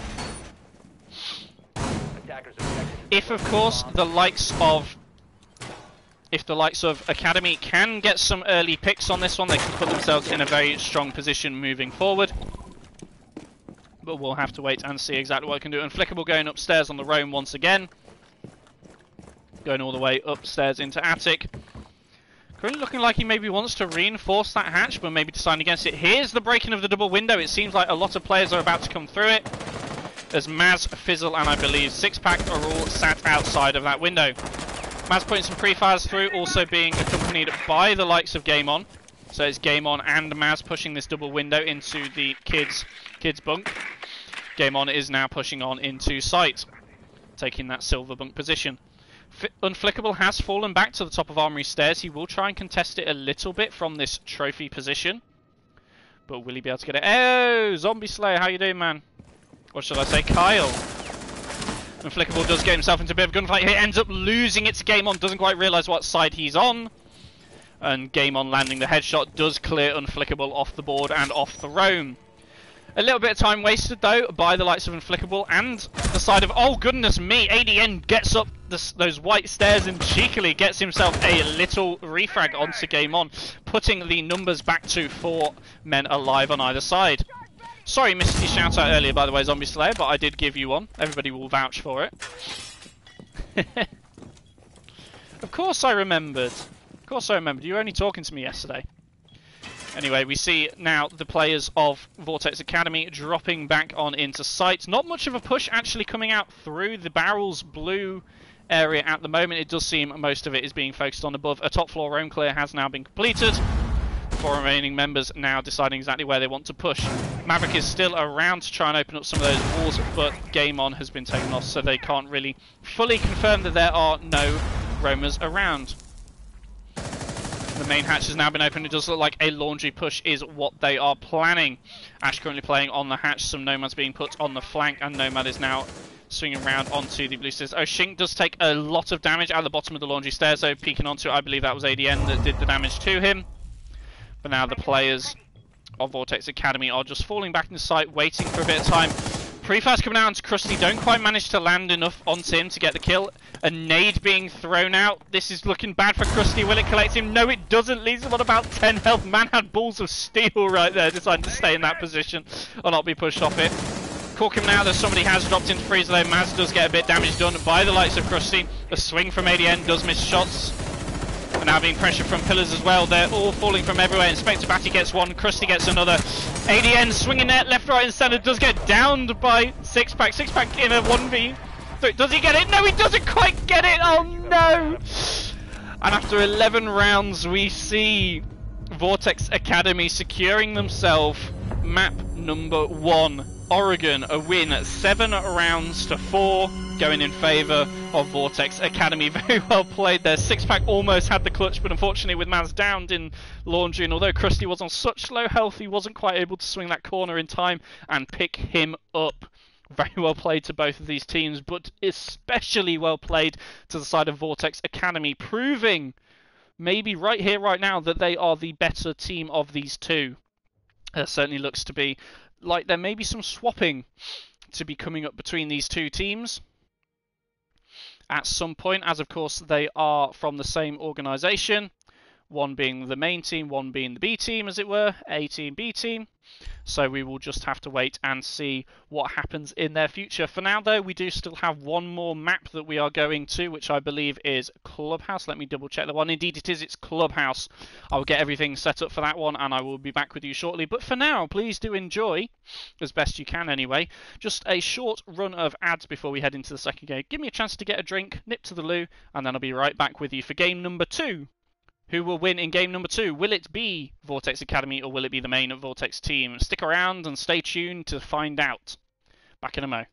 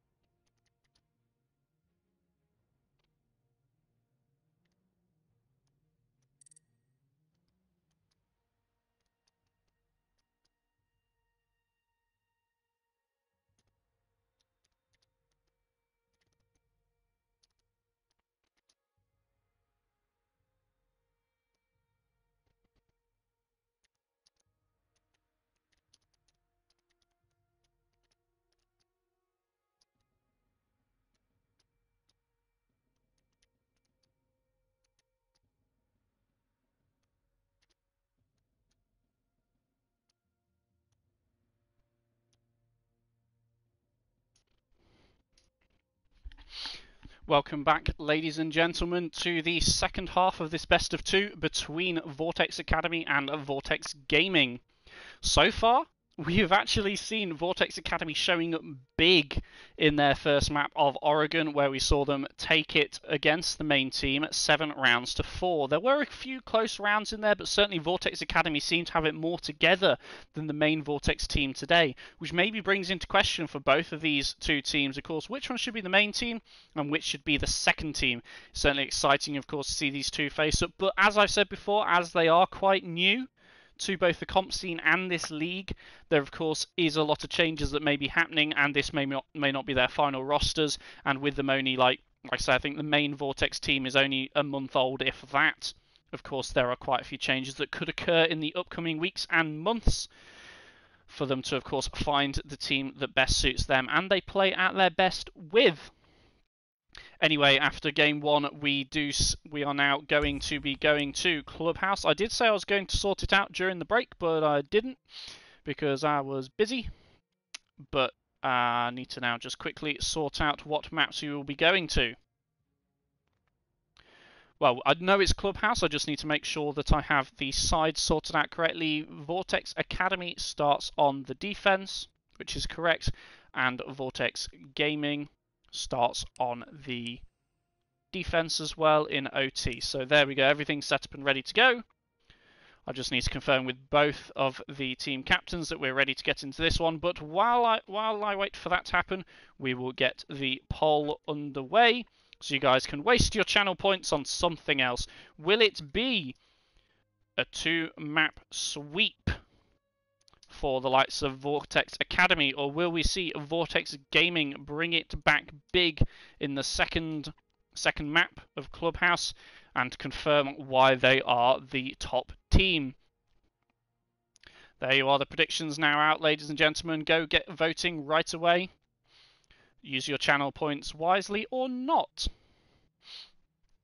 Perfect, everybody's ready, so let's go into this one. Get your predictions sorted out as we head into Clubhouse for the second map of this best of two. Now, who would have expected this? This is 2 games now that I've casted. One that I've done on my own, and one that I've done with Conch. I did a duel with Conch where we watched Aqua versus Aqua Academy. I can't remember what league it was for, but that was an incredibly interesting game to watch, as we did see Aqua Academy walk away with the 2-game wins. They won the best of 2 overall with 2 wins under their belt. Once again, proving that sometimes the B team can, in the right moments, be better than the main team. And I think for both of these two organisations, their team at the time was relatively new, was relatively untested. So the fact that they did end up facing off against one another did, of course, give us some very interesting siege to watch. And right at the very end of it, did also prove that a shake-up was required and some changes were needed. And maybe we might see that as well between these two rosters of the Vortex Academy and Vortex Gaming. But of course, we'll have to wait and see for those. For now, though, we will be focusing on this second map, which will take us to Clubhouse. The Thatcher, Monty, and Goyo currently banned out does leave Maverick on the board. My personal preference on a Clubhouse would be to get that Maverick off the board. So, of course, you can't do the Maverick trick on the main garage wall. Of course, though, there are ways to counter it, just I prefer not even having to deal with it. The Maestro being banned out as well, so that the Cade is still on the board, and Cade can be quite critical in holding both the top floor and the bottom floor sites on this map. Certainly it seems Vortex Gaming are giving themselves the best opportunity as they start on the defense for this game. Apologies, Vortex Academy starts on the defense for this game, so they've given themselves the best starting chance if, of course, they did those bans right there. I certainly think maybe Vortex Gaming might have lost that pick and ban phase a little bit. I feel like with, of course, keeping Cade on the board, that might have been a bit of a misplay, especially since the Thatcher was removed. But we'll just have to wait and see exactly how they try and get rid of this one. Of course, swapping the Thermite onto the Maverick, that is Ashinku who will be playing that role, as we do see the Academy team starting downstairs in the church and Arsenal room. Now, how did everybody find that first game? What are your thoughts? Pop them out in chat. Also, since he's now here watching in chat, I do believe, I just want to give another shout out to Zombie Slayer 18. Thank you very much for the subscription, my dude. Greatly appreciate it. He dropped it offline and he's only just tuned in to the stream right now, so I said I'd give him a shout out when he's actually around to hear it. So thank you very much, my dude. Greatly appreciate the support. And the same from all my subscribers so far. JR Forward, if you're in chat, thank you very much. And of course, the very first tier 1 subscriber of them all, Lydia, thank you very much. Hope you're all doing well and having a good day. I certainly am. Having some very exciting Siege to watch, and it's certainly better casting it today than I have been. Well, it's certainly better for me casting it today than it has been for me playing Siege recently. I've not exactly been having the best of luck recently. Yeah, quite frustrated, in fact. Saw a little bit of drone fun there going on in the garage. Of course, if you're watching on a smartphone, then maybe you wouldn't have seen that. But certainly if you are watching... What the hell is... Oh, that's very weird. A very weird reflection on the table and chairs. I got completely distracted. Anyway. Yes, if you're watching on a phone, you maybe wouldn't have seen that since the pixels are probably so small. But hopefully, if you're watching on anything else, you were able to see it. Looks like quite an extension coming out here from the side of the Vortex Academy, extending all the way up to the top floor, holding the gym and master bedroom, and also holding quite a bit, having this Modo hatch open, allowing them to rotate down from bar back into site when required. Seems like, of course, the side of Vortex Gaming is actually falling for this, as of course they are already starting on the top. They're deciding not to slowly push from the top down, and as I say that, AI Lewis does manage to pick off the head of Game On, who was playing on that balcony window outside the game's window. Sorry, gym window. Getting the early pick nice and early. Maz, though, does get the refrag back onto Unflickable, who was also playing upstairs with the likes of AI Lewis. Now, will he contest this one with his life, or will he fall off it? I'm not quite sure yet. He certainly doesn't seem to be too much under threat at the moment, but now Maz is starting to make his way through the master bedroom, but actually decides, you know what, and gives up that master bedroom control. This could prove crucial, the fact that AI Lewis has been able to stay upstairs, stay alive, and maybe even be able to pick up some kills and get a nice late flank going on as well. Oh my goodness, hello Connor, thank you very much for the subscription, my dude. We have another subscriber, ladies and gentlemen, but as I say, that six-pack steals your thunder as he takes the head off Inspector Batty. Now, already in sight, has pushed all the way down to the bottom of blue. Fizzle gets himself another one as well, picking up the likes of ADN. Pre-fire coming on to Krusty, does manage to take him down. Krusty, his reactions were not quick enough, and AI Lewis, who was on the top floor, is now stuck here. Does do an absolute butt-ton of damage onto Mazzo as he drops off down the hatch. He does know Maz will be rotating down the main stairs, though, and Maz is just currently waiting for Lewis to push up. A C4 being brought out, but Maz secures it with a pistol. Cheeky little shot coming out there. Collects Lewis and gives round number 1 in favour of Vortex Gaming. Certainly a better performance coming out of them so far, but I certainly think Academy have a lot that they can do to continue on. Anyway, as I was saying, thank you very much, Connor. As I said, Six-Pack unfortunately stole your thunder a little bit there, but thank you very much for the Tier 1 subscription. Greatly appreciate it, my dude. Helps me out no end. We now have 4 subscribers, everybody. What madness is this? I know it's not very many compared with some people, but for me, knowing only like 5-6 weeks ago now, I started on this journey of casting. I've looked back through my stream summaries, and there was one where I had 6 unique viewers and an average of 2. And now my average is closer to like 10 or 11, sometimes pushing 15 on a good day, and my unique viewers can be anywhere between 30 to 50. So thank you very much, everybody, for your assistance in pushing those numbers up and just being here to support me and enjoy the casting that I provide to you all. And thank you very much once again to Connor, Zombie, Lydia and JR Forward for all of your subscriptions so far. If anybody else fancies dropping one, then please feel free, but don't feel like you have to. Just went and shit talk main team fight chat. I hope it ramps them up. Lol, I was mainly targeted at 6 because I don't. Fair enough, Caswest. Well, maybe it seems to have worked so far as they were able to get round number 1 on the board. But what I like to see coming out of the academy team here is that as soon as they lose one site, they don't try and stick it. They're not making the same mistakes as the main team. They've instantly decided we are going to try something different. Not quite sure how Fizzle took some damage right at the very start there. Maybe a little cheeky spawn peek coming out from the likes of Unflickable did claim about 25 hit points. But not being able to fully finish him off does mean that the likes of the ace is still left on the board. Currently though, Ushing is droning. but when he's ready, he will start to maybe try and do the Maverick trick. Attackers have ADS located being a bomb. wasted and a nade being cooked and dropped in there. Does blow up, maybe claiming that ADS, but also by the looks of it claiming, yes indeed, it does get rid of that Cade charge. Means that the garage wall, sorry, CC wall will be starting to get opened, despite the fact that there was a Cade on it, that Cade not being placed in the best location, so it was able to be easily destroyed.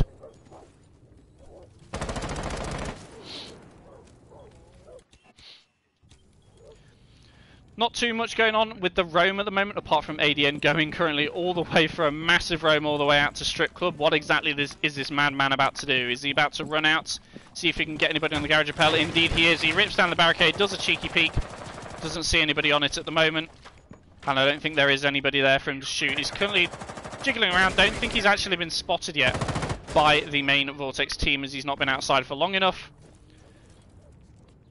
but certainly is trying to get people at the moment. Mazzo has dropped into logistics and is starting to push through construction. He is heard by the lights of Krusty. Krusty does manage to collect that kill, and Maz is the first one to drop. AI Lewis answering back as well, collecting head of game on from the top Raptors position here. Of course, playing it very aggressively, trying to get shots at the moment by the lights of a Shink, currently just putting some shots through that soft wall. The ping comes out that there is a man still there, and now Shink is in sight, vaulting through the window. He manages to get taken out by AI Lewis, unfortunately not quite winning that gunfight. AI Lewis so left on about 20 hit points, and it's now a 2v5 situation. Fizzle and Sixpack now have to make something magical happen right here, and they need to try and push on into sight together. Stuck currently though on different sides of the CC room, so they've got to decide exactly how they want to be pushing on to this one, and they do know that AI Lewis is still stuck in the top of the garage. Of course, trying to push him off is going to be quite difficult, and of course, if they focus all their attention on that side, then the members in Cash will be able to get them. As I say that, ADN does swing round, collect Sixpack on that breach. He jumps out, he doesn't quite get it, denying his team the flawless round, meaning that also Fizzle does pick himself up a kill, but with 15 seconds left on the clock, diffuser in hand, I don't think there's much that Fizzle can do. Damage being done onto AI Lewis by Inspector Batty. That smoke charge being placed a little bit too close to the rotate there does mean that man is collected there. Inspector Batty does take a bit of damage, but being pushed in right now, doesn't claim the kill. But round number 2, as time falls, goes in favour of the Academy team. Very well played from them, getting that early advantage with the opening picks and then just denying and wasting time until the main Vortex team have nothing left to do but sit outside and lick their wounds and think, why did we let that one get away from us? Yes, indeed, I'm Con Inspector Batty. What a name. I love saying that name. Sixpack is not a pickup. He's currently he's a rostered member of the team. I'm not sure whether he's on the sub list or the main 5-man list, but he's certainly on their roster at the moment. Connor, to answer your question. Thought he's on SGA. SGA aren't in this league, so that'd be why he can play for Vortex Gaming in this one. To answer that question as well, Connor. We now see the likes of Vortex Academy. I nearly said Accra Academy, but you nearly didn't quite do it. Didn't quite do it though. No worries, Connor. We do see them going back downstairs into the basement site once again. Hopefully being able to hold it slightly better than last time. Unflickable has swapped out onto the Mozzie, maybe using this for a bit of a roam. And also using those pests in pockets as maybe a little bit of a intel denial when he is on the roam. And once again, we do see the likes of AI Lewis joining him up here with that mute, reinforcing off the jacuzzi wall, muting it as well, and opening up rotates into the gym. Does look like a hard hold is going to be coming down here. And of course, the hatches being opened up. Of course, if the main Vortex team does just push downstairs like they did last time, if of course they are able to pick up the members of the Academy team as they do so, then of course we may see a very similar result to what we saw previously. However, maybe Vortex Academy have a little trick up their sleeve or are able to answer back to the push of the main team this time and are able to take this one in their favour.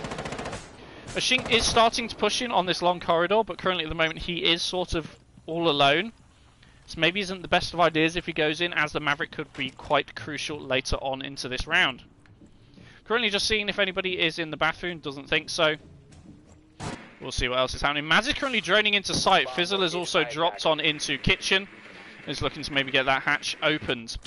Sixpack has also had a hole opened for him into dirt, so he's now starting to push down here. He has droned it all the way, right to the very end. And calls maybe coming out. Yes, indeed. Shots coming out from Maz. ADN taking a lot of damage. ADN actually getting downed and all that. Maz is down behind AK Raxo as a push straight into blue is occurring. Oshink does collect himself another kill as they're all downstairs, but the two players upstairs on the side of Vortex Academy are still there. Krusty though doing work downstairs, but Oshink does manage to claim him back. AI Lewis and Unflickable now have to try and retake site by pushing downstairs. The diffuser though was downed on the main stairs, but Unflickable unfortunately isn't able to deny the member of the main Vortex team trying to pick that up, and Oshink managed to run away and starts planting this one in the church site. Plants it right at the very end of long table. They now just have to play time. Shots coming through onto blue, trying to claim the head of AI Lewis. Maz collects him, and Sixpack also gets headshot onto Unflickable, ending round number 3 in favour of Vortex Gaming. Those roamers need to be coming back down to site a lot quicker, because at the moment they're just wasting far too much time on the top floor and not really getting much impact from it. Especially when they realise that the push isn't coming from Vortex Gaming onto that top floor, they need to be dropping off and providing extra pressure onto those members that are either already in sight or playing around on the tier 1.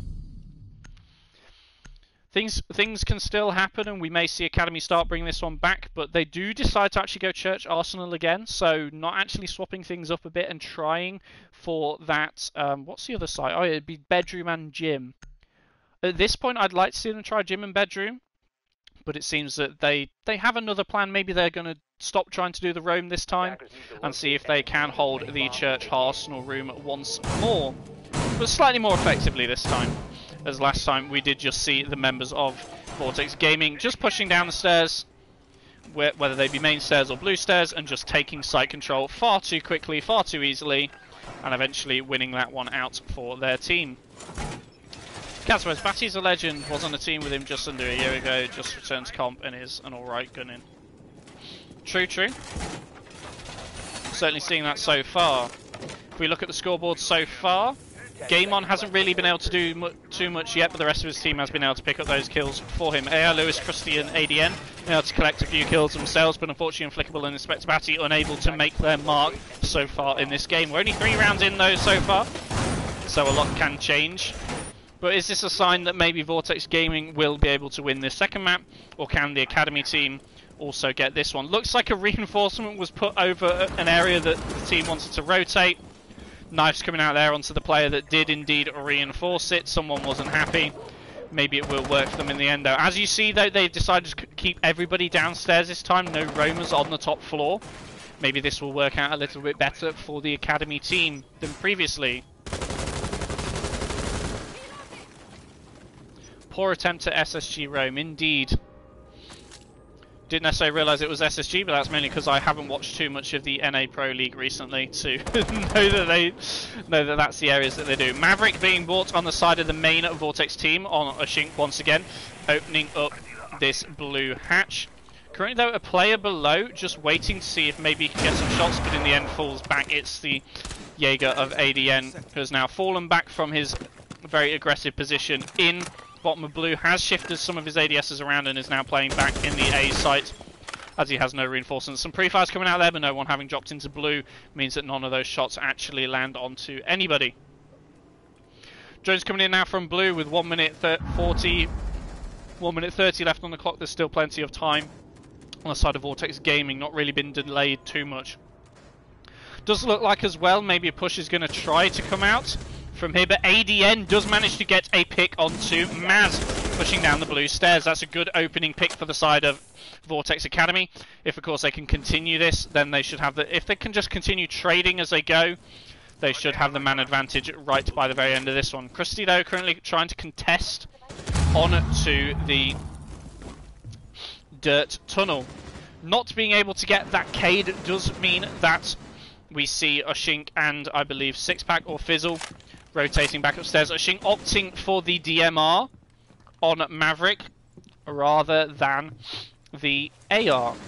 An interesting choice. We'll see whether it works out for him. Does do incredible amounts of damage with only a few shots, but he has to have perfect accuracy. ADN having a bit of a fight down in the bottom of blue, does get down in the process. The Nomad takes a bit of damage though, and he had already claimed their life of Game On and Maz. Unflickable does collect the likes of Sixpack on the stairs, does get shot from blue though, and tries to swing it, but some pre-fire coming out from Fizzle does down him as well. Two members of the main, well, the Vortex Academy team are down on the floor and currently out. Fizzle does eventually claim one of them for himself. The last two members of the main Vortex team are currently in the bottom of blue. A swing from Inspector Batty does put the diffuser on the ground and takes the head off Fizzle. And finally, the last remaining member, Ashink, does try and DMR his way in, does get the down onto Inspector Batty, but with no time left, he's got to go for the kills. And he doesn't quite manage it. The remaining members of Vortex Academy remaining safe. Then the time ticked down and securing themselves another defensive round. 2-2 apiece after 4 rounds. Certainly seems like the better play from the Vortex Academy team was indeed to go on to the bottom floor, and this time did not even bother with that roam. That roam previously hadn't been very effective. They hadn't done it in a very useful manner for the rest of the team. But now that they just stuck everybody in sight and held specific angles, they were just winning their gunfights. If they're put in those not necessarily advantageous positions, but if they're put in those equal positions, and the gunfights are being taken one by one on the Vortex Gaming side, the Academy team at the moment just seems to be able to land those shots and just destroy. Anyway, for those of you who haven't predicted yet, you have about 30 seconds left, so make sure you get those predictions in nice and quick if anybody hasn't done it yet. Don't know which side Lydia has put her votes on, but we'll just have to wait and see whether she's gotten lucky this time or not. Certainly, if you've put your points on the same side as Lydia, I wish you all the best. But we'll just have to wait and see. Krusty putting his Cades in positions here. He needs to put it nice and high, maybe not quite high enough there. You can put it right in that top corner, and then it's nearly impossible to grenade because the grenade on the floor doesn't quite have the radius or the range to actually destroy that Cade all the way in the top corner. Unflickable seems to be having a few ping issues all of a sudden. Hopefully they back down a little bit. Yes, indeed, they've dropped now back down to a sensible level. So hopefully he's getting better. We both know I won't get lucky. You put it on the main Vortex team. Why did... Okay. Okay. We'll just have to wait and see then, Lydia. Just have to wait and see. There may be a day where you surprise us, but for now I wish you all the best. At least you are a subscriber, so you can earn that money back. Well, not money back, that channel points back nice and quick. ADN once again from the spawn peak does do a little bit of damage onto Maz. We're not quite able to pick him off once again. That would have been a nice early pick. A flashbang coming in, trying to waste that ADS on the drone hole. ADN is completely white, and a nade being cooked through. Does manage to get that Cade. Like I said, it wasn't quite high enough. So unfortunately, that right-hand wall has now been opened by the main Vortex team. Currently 2 members being stacked up upon it. We also see Sixpack currently on this upside-down rappel watching into Garage. Quite an unexpected position to be playing in. So maybe able to actually collect a few picks. Maybe able to actually push out the member playing in that top Raptors position, who once again is AI Lewis. We'll just have to wait and see. ADN does get taken out there by Game On. Pushing in a Sibana, I believe. Yes, the rotated around to construction, missed his shots unfortunately. And was taken out by the likes of Game On. Krusty though contesting here, does manage to get the refrag back onto the likes of Game On. Putting his team back in the driving seat. Maz also on very low health. But AI Lewis eventually being taken out there by Ashink, but taking a butt ton of damage in the process. Currently only on about 20 hit points. And with the smoke still in play, Inspector Batty does get the down behind the wall. Whether he goes for a smoke or not, I'm not quite sure. A swing from Maz does though claim the life of Inspector Batty, and it's now a 4v2 situation. A lot of pressure being applied to the remaining 2 members of the Vortex Academy team. Unflickable does know where the Nomad is. Pre-fire gets the header 6-pack, takes him off the board, and is now in a 3v2. Shots from below though, Maz has rotated and gets himself a double kill on the red stairs, and now left in a 3v1. It's all up to Krusty with about 50 seconds left on the clock. He's got to know which way to look, and at the moment he really doesn't know. Fizzle though starting to go for the plant on the default spot. Maz watching the top red rotate, and O'Shink watching from the rotate at the top of Catwalk Garage. Pre-fire coming out from O'Shink does do a bit of damage onto Krusty, but hasn't taken his life off the board yet. Maz is prone on the floor, waiting for him on the angle, and he eventually takes him out. Being in a bit of a rat spot there, Maz is able to easily win that gunfight, as Krusty was just not expecting him there. So another round goes in favour of the main Vortex team, certainly looking stronger than they did in the first game, as we're not even at the second half yet, and they've nearly got as many rounds won as they did in the previous game, which went to 11 rounds total. We both know I won't get lucky indeed. I put 2k on main for FFS. Haha, slammed. I was expecting more people to vote for Academy, to be honest. Yeah, to be fair, I was too, but of course it is a new map, and still Vortex Gaming are expected to be the better team, so there's certainly still that riding on their shoulders, that they are the main team, so they need to be performing better. But at the same time, Academy's been putting up such a good showing so far, both on the first map and even into this second map. Even though the scoreline is still in favour of the main team at the moment, I still think Academy stand a very good chance of being able to pull through and win this one out. Once again, though, they have now gone for this top floor hold once again. Let's see if Krusty has learned his lesson, and we'll put that Cade in a slightly different position. It looks like he's already put both down. Quite sure where he's put them.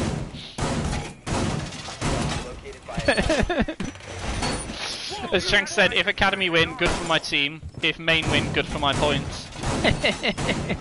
Yes, indeed, because if the Academy team win here, it's, as I was saying earlier, for those of you that weren't tuned in, it does help those who are slightly lower within the top five playoff positions.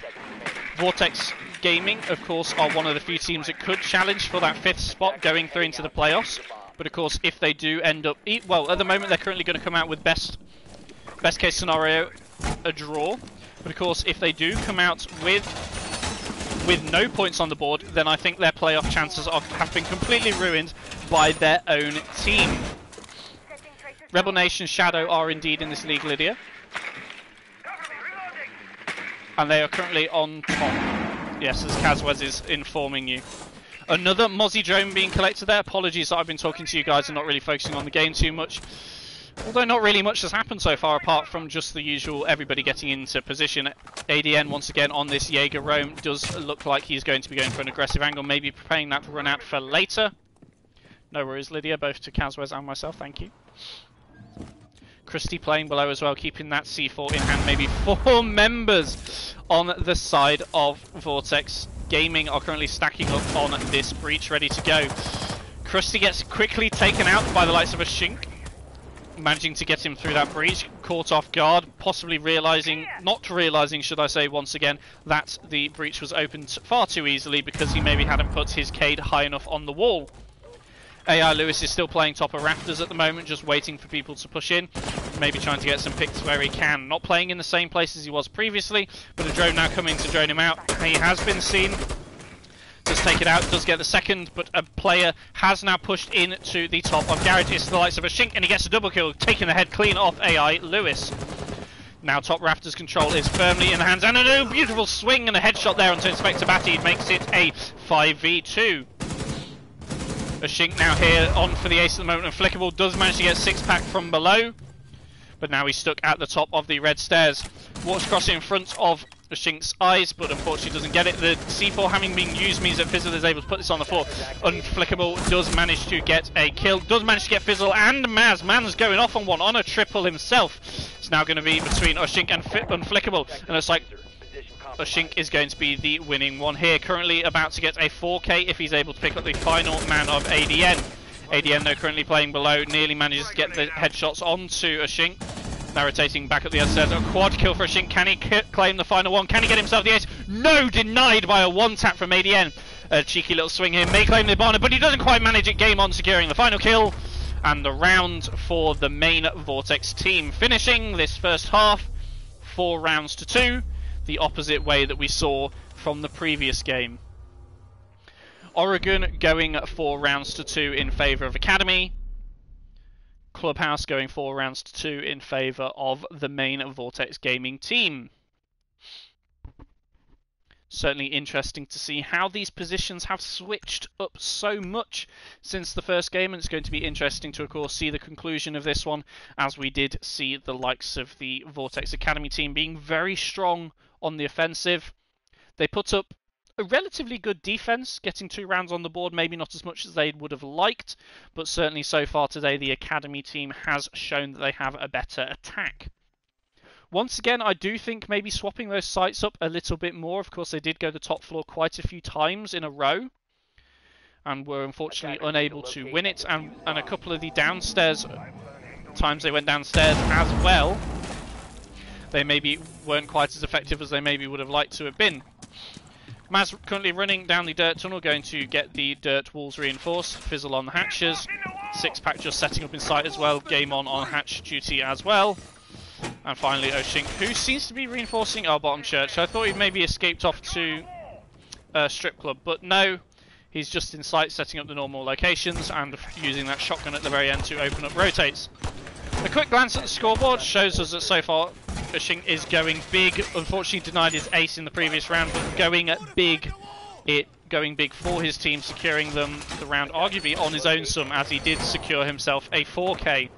And the likes of Maz and Fizzle, who although are helping with the team, were put down by the likes of Unflickable. Game on a 6-pack, not necessarily absolutely popping off just yet, but still collecting the kills when they need to. ADN and Unflickable are going big for their team so far. AI Lewis and Krusty bringing up as well, but Inspector Batty not maybe doing as much as he would have liked, especially after the first game being one of the top fraggers for his team. Could of course turn this game around if of course he starts finding his mojo. Now being on the attack though, playing the Hibana, he certainly played this role very well previously. So if he can put up the good numbers that he did in the very first map, then we may see him of course putting up better numbers and winning and helping his team through to a victory on this one, as there are still plenty of rounds to be played. AI Lewis has already gone and opened up the dirt tunnel and is maybe preparing to push through here. Shots though coming out from 6-pack, playing at the top of the stairs. Apologies, no, it was Maz on the roam. No, in fact it was game on. My goodness, I can't even tell which operator it is. I just see blue outline and just assume it's one player or another. 6-pack was in sight, Maz was over on the wrong side of the top floor. Instead it was game on, who was up here managing to do that bit of damage onto AI Lewis. Fortunately missing the shots onto the drone, potatoing a little bit more, as now both Maz and AI Lewis are having pressure applied to them. A C4 coming out onto the Ash. Doesn't manage to claim it. He does still have C4 in play. He sets it off. It doesn't actually manage to claim ADN, as he's already died to the likes of Maz. But Krusty does collect to the head of Maz, and also now collects the life of Game On, clearing out those two top floor roamers all on his own sum with a little bit of assistance from ADN. I'm still not quite sure why Game On didn't just blow that C4 up. If he had, he would have easily secured the head, well, just the life of ADN, and then maybe been able to deal a lot better with Krusty. Now it does show the main team left now in a 4v3. Exactly how the execute is going to come down from the Academy team is yet to be seen, but it certainly looks like a dirt push with the diffuser in hand from both the Ace and the Nomad is going to be the play. They have to watch out for the Legion, though, currently playing in the kitchen drop side of Armory, but also the Jaeger of 6-pack, who is currently playing at the bottom of blue and could shoot through the wall if required. A Shink close up with a shotgun, though, is absolutely deadly and takes Krusty out of this game, or this round for now. Completely shaving off all remaining hit points very, very quickly. AI Lewis drops the hatch, though, but is very quickly taken up by Fizzle. A pre-fire, though, from a Shink just about misses the head of the Nomad, and Unflickable is the last man remaining on his team. Now left in the 1v3. Shots not quite landing on 6-pack. He's got to do a reload. Being aggressively pushed by the two remaining members that are downstairs. But with only a few seconds left, he's got to do far too much in far little time. And 6-pack finishes him off with a pistol, one tap to the face, and secures the main Vortex team another round in their favour. Second game looking far more in favour of the Vortex Gaming main team. But Academy have still been putting up a good showing so far, but maybe it's all been...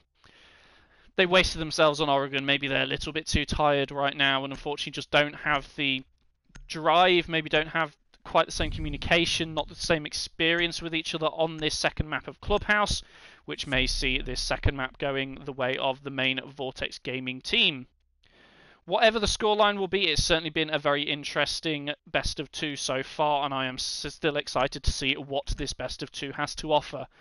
2 rounds minimum remaining, but knowing these two teams, probably more than 2 rounds are going to be had, or at least if there are only 2 rounds, they're going to be very bloody exciting ones. Defenders, protect your bombs from being defused. Indeed, I got the whiff on the stream on that drone, Connor. I seem to be very good at getting whiffs. I think one of my favourite ones I almost want to go back and clip is from Counteract versus Vortex Gaming on Theme Park. Connor was downstairs on a roam as Goyo. Saw Maz on his drone, completely like oblivious to him being there, and mag dumped about half of his rounds from the Vector straight into the wall about a centimetre from Maz's head, and then sort of panicked and eventually got the kill. But it should have been a clean little one tap to the head. Instead he completely fucked it up, missed most of his shots, and I caught it live on stream, and it's still up and will be up on YouTube for the rest of eternity, or until YouTube comes down, for all of you to go and witness that thing of beauty. Now seems the perfect time to do a shameless plug for my YouTube. All streams that I cast will be available to watch again on my YouTube, so if you would like to go over there and drop me a subscription, then it would be greatly appreciated. You can go and find me at the same name that I have on Twitch, at elemental_x6. You should be able to find me on YouTube. Alternatively, if you type YouTube, I believe. I can't remember the exact the exact command, but I think if you type YouTube, it will pop up a link to my YouTube, which you can then click on and follow, and go over and subscribe to that to catch any games that you may have missed and are no longer available on my stream. There you go, Kaz, you've done it perfectly. Thank you for showing everybody. Perfect. As we see there, Krusty though has now droned out the Malusi of Sixpack, who is playing close on this construction position. Shots coming out from ADN from on top of the bed does put a Shink down on the floor. Will, of course, he be baited out into trying to contest this Malusi, who is lying on the floor, prone at the moment, completely unaware to the fact that they are there. A Shink also does get picked up as AR Lewis takes a butt ton of damage outside. Not quite sure where from though. We'll just have to wait and see. Shots coming out onto Maz. There's lots of damage he's done. A swing though from Sixpack, doesn't quite net himself a kill. Gets a C4 on the door frame, but it is shot out before he's able to make it explode and take some more hit points off of his enemy team. As now ADN starts pushing into construction. The window being slapped into construction by AI Lewis, maybe trying to bait someone into shooting it, or just trying to get somebody to peek the window. Currently though, the bandit is just lying under the window waiting for somebody to vault in. Who will be the unfortunate victim? At the moment it doesn't look to be anybody, as Sixpack takes a load of damage, being shot by the sledge all the way from logistics. Looks like most of the main Vortex team are now pincered in sight. A good execute here from the academy team, excuse me, could help them massively and secure them this round, especially seeing as so many members of the main Vortex team are on such low health. The same can be said though for some of the members on the Vortex Academy team. AI Lewis though does start things off strong for the Academy team by picking up the head of Sixpack, as you now see Inspector Batty pushing up the red stairs. Krusty though takes a bit of damage from the smoke canisters that's been thrown at his face. ADN is now playing aggressively on here, and Inspector Batty picks up a Shink who was playing at the top of red stairs. Inspector Batty now pushes up, the execution has to come, Sledge now in sight, does down Maz behind the bomb. Game on from the top of Rafters, does take out Inspector Batty. Air Lewis gets Fizzle now in the window though, does manage to get a double kill running outside though. Krusty is now alerted to his presence. Krusty does a lot of damage, collects the kill, and round number 8 goes in favour of Vortex Academy. A very well played round there from both sides, and it all came down to the last few seconds, that main execute, and in the end we did see the Academy team coming out on top. However, it was very touch and go for a few seconds there, and without some of those refrags coming out thick and fast and the opening pick coming in the way of AI Lewis collecting the head of, I believe it was maybe Sixpack, we did of course see it go very to and fro towards the end there. Very nearly ending one way, they're very nearly ending another way. But in the end, the way we did see it all boil down to was the Academy team getting another attacking round on the board, which is exactly what they needed, as they still need 2 more rounds in pocket to level with the main team, and 3 more rounds to get themselves into the match point position. Only 1 round needed on the side of the main team for them to propel themselves into match point position and either confirm an overtime between these 2 teams, or just excuse me, or manage to win this game out without going any further than overtime. Once again, the top floor site being the site of choosing. and they seem to be bringing a similar setup, opting for the Bandit being played by Fizzle here, 10 seconds left. rather than the Cade. And also on the Academy team, they are opting to not bring the Maverick, and instead bring the two hard breachers of the Hibana and the Ace, and opting to bring that Jackal who's being played by the likes of Krusty instead. Of course, proving relatively useful so far, being able to, of course... Krusty just can't get these cameras. ADN is just too damn quick. Although we did see ADN miss one of them early on. Pre-fire about to come through that window. If only been a second sooner, he might have collected the head of one of the players who was just rotating into Garage. I believe it was the likes of Game On. Or maybe it was Fizzle. I didn't see who it was. Somebody rotated through into the top of Rafters and nearly had their head clean taken off by a very fortunate or unfortunate shot coming out from the likes of ADN. A small hole being made currently by the likes of Inspector Batty, watching all the way onto the top Rafters window, and also if positioned in the correct place he could also watch the rotate that is currently at the top of Rafters. Although, have they put a rotate or have they just put head holes? Oh dear, I can't control this camera. They've just put head holes. There is no rotate. The only way through is through that window, hence why the likes of Inspector Batty is just sat there watching it. A little bit of damage been done so far to both players. AI Lewis, though, being contested quite heavily by Fizzle. I'm surprised Fizzle hasn't... There, he sees the man and he takes his head clean off. AI Lewis completely oblivious to the fact that, of course, he's so exposed on that window position. Just get taken out very easily, and the diffuser has been dropped outside the construction window. An early pick going in favour of the main Vortex team does help them out massively with this one. Sixpack also still playing below, has those Vout cams to help aid his team if he's not, of course, droned out and picked off by a roaming player. Then it could be bad. But they're like, what is going on here? ADN! I was about to say, he's in the same room as the Valkyrie and doesn't even see him. He's too busy looking up above, trying to play on the floor, and doesn't see the Valk of Sixpack in the corner. Oh no, what a big misplay. The call has been made though, and Inspector Batty is now aware of the Valk's presence. And he's just waiting for her to try and rotate out of that position to pick her off.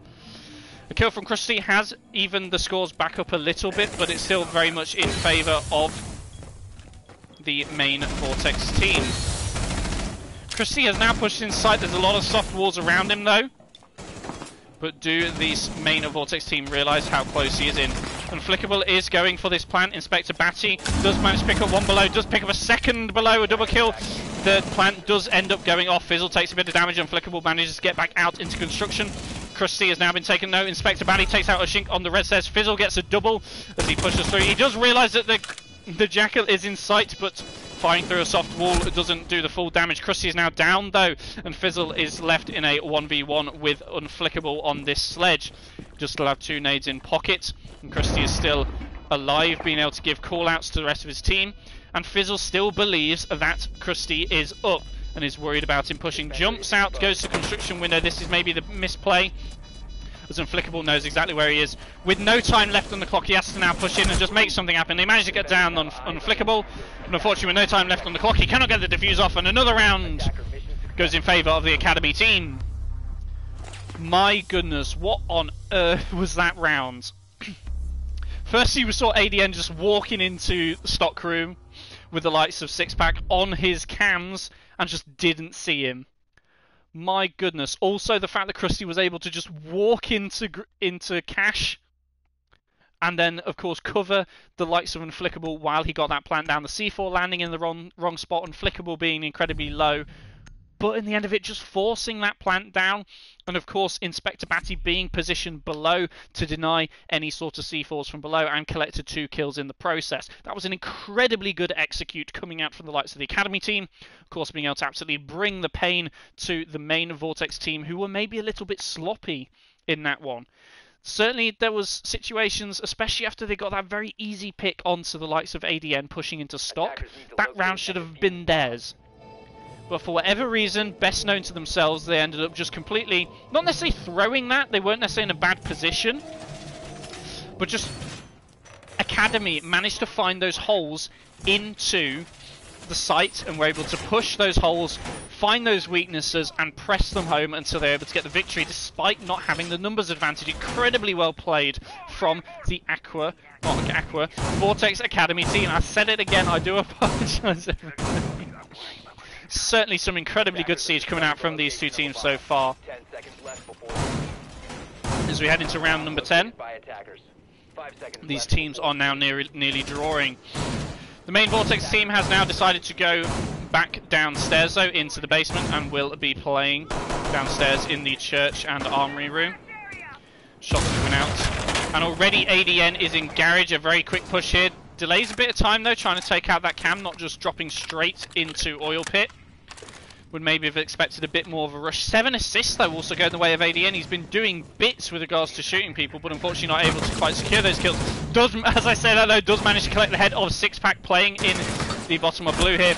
Does get swung by a Shink. Does take a bit of damage off of him, but also does a bit of damage in return. A repeat from a Shink does manage to take his head clean off, as Krusty is now watching the angle, supporting ADN, and an aggressive push here from the Academy team through into the bottom of blue is paying dividends to them so far. 2 kills so far, but Fizzle does manage to collect the life of ADN as he pushes up too far in the bottom of blue. Unflickable currently on this top floor clear. AI Lewis does take a bit of damage from the Mozzie playing in main. Unflickable does manage to take him out though, collects game on, as the call was made that there was a player there, and it's now a 2-to-1 ratio. 4 players left on the Academy side to the main team's 2. Fizzle is still left alive, playing this very strong angle behind the shield, still has a couple of ADSs in play, but Krusty is just playing very passive on this blue box position. That's maybe not the best place to be droning from there, Krusty, as shots nearly come through the soft wall onto his head, not quite connecting though. He does see the bout on the shield, manages to do the damage, while Fizzle doesn't manage to get the damage back onto him. The C4 ripped and thrown out, doesn't quite manage to get it, but Maz collects the life of AI Lewis at the bottom of the main stairs. Fizzle has now dropped off into Modo, and Maz is now watching onto blue. Sees the head of Inspector Batty, but isn't able to connect out now in a 1v3. With so much left to do, Fizzle is left in this very dire situation. Takes all the damage, one from long haul, one from above. And very quickly the Academy team have evened up the score, 5 rounds to 5 against the main Vortex roster, as we head into round number 11.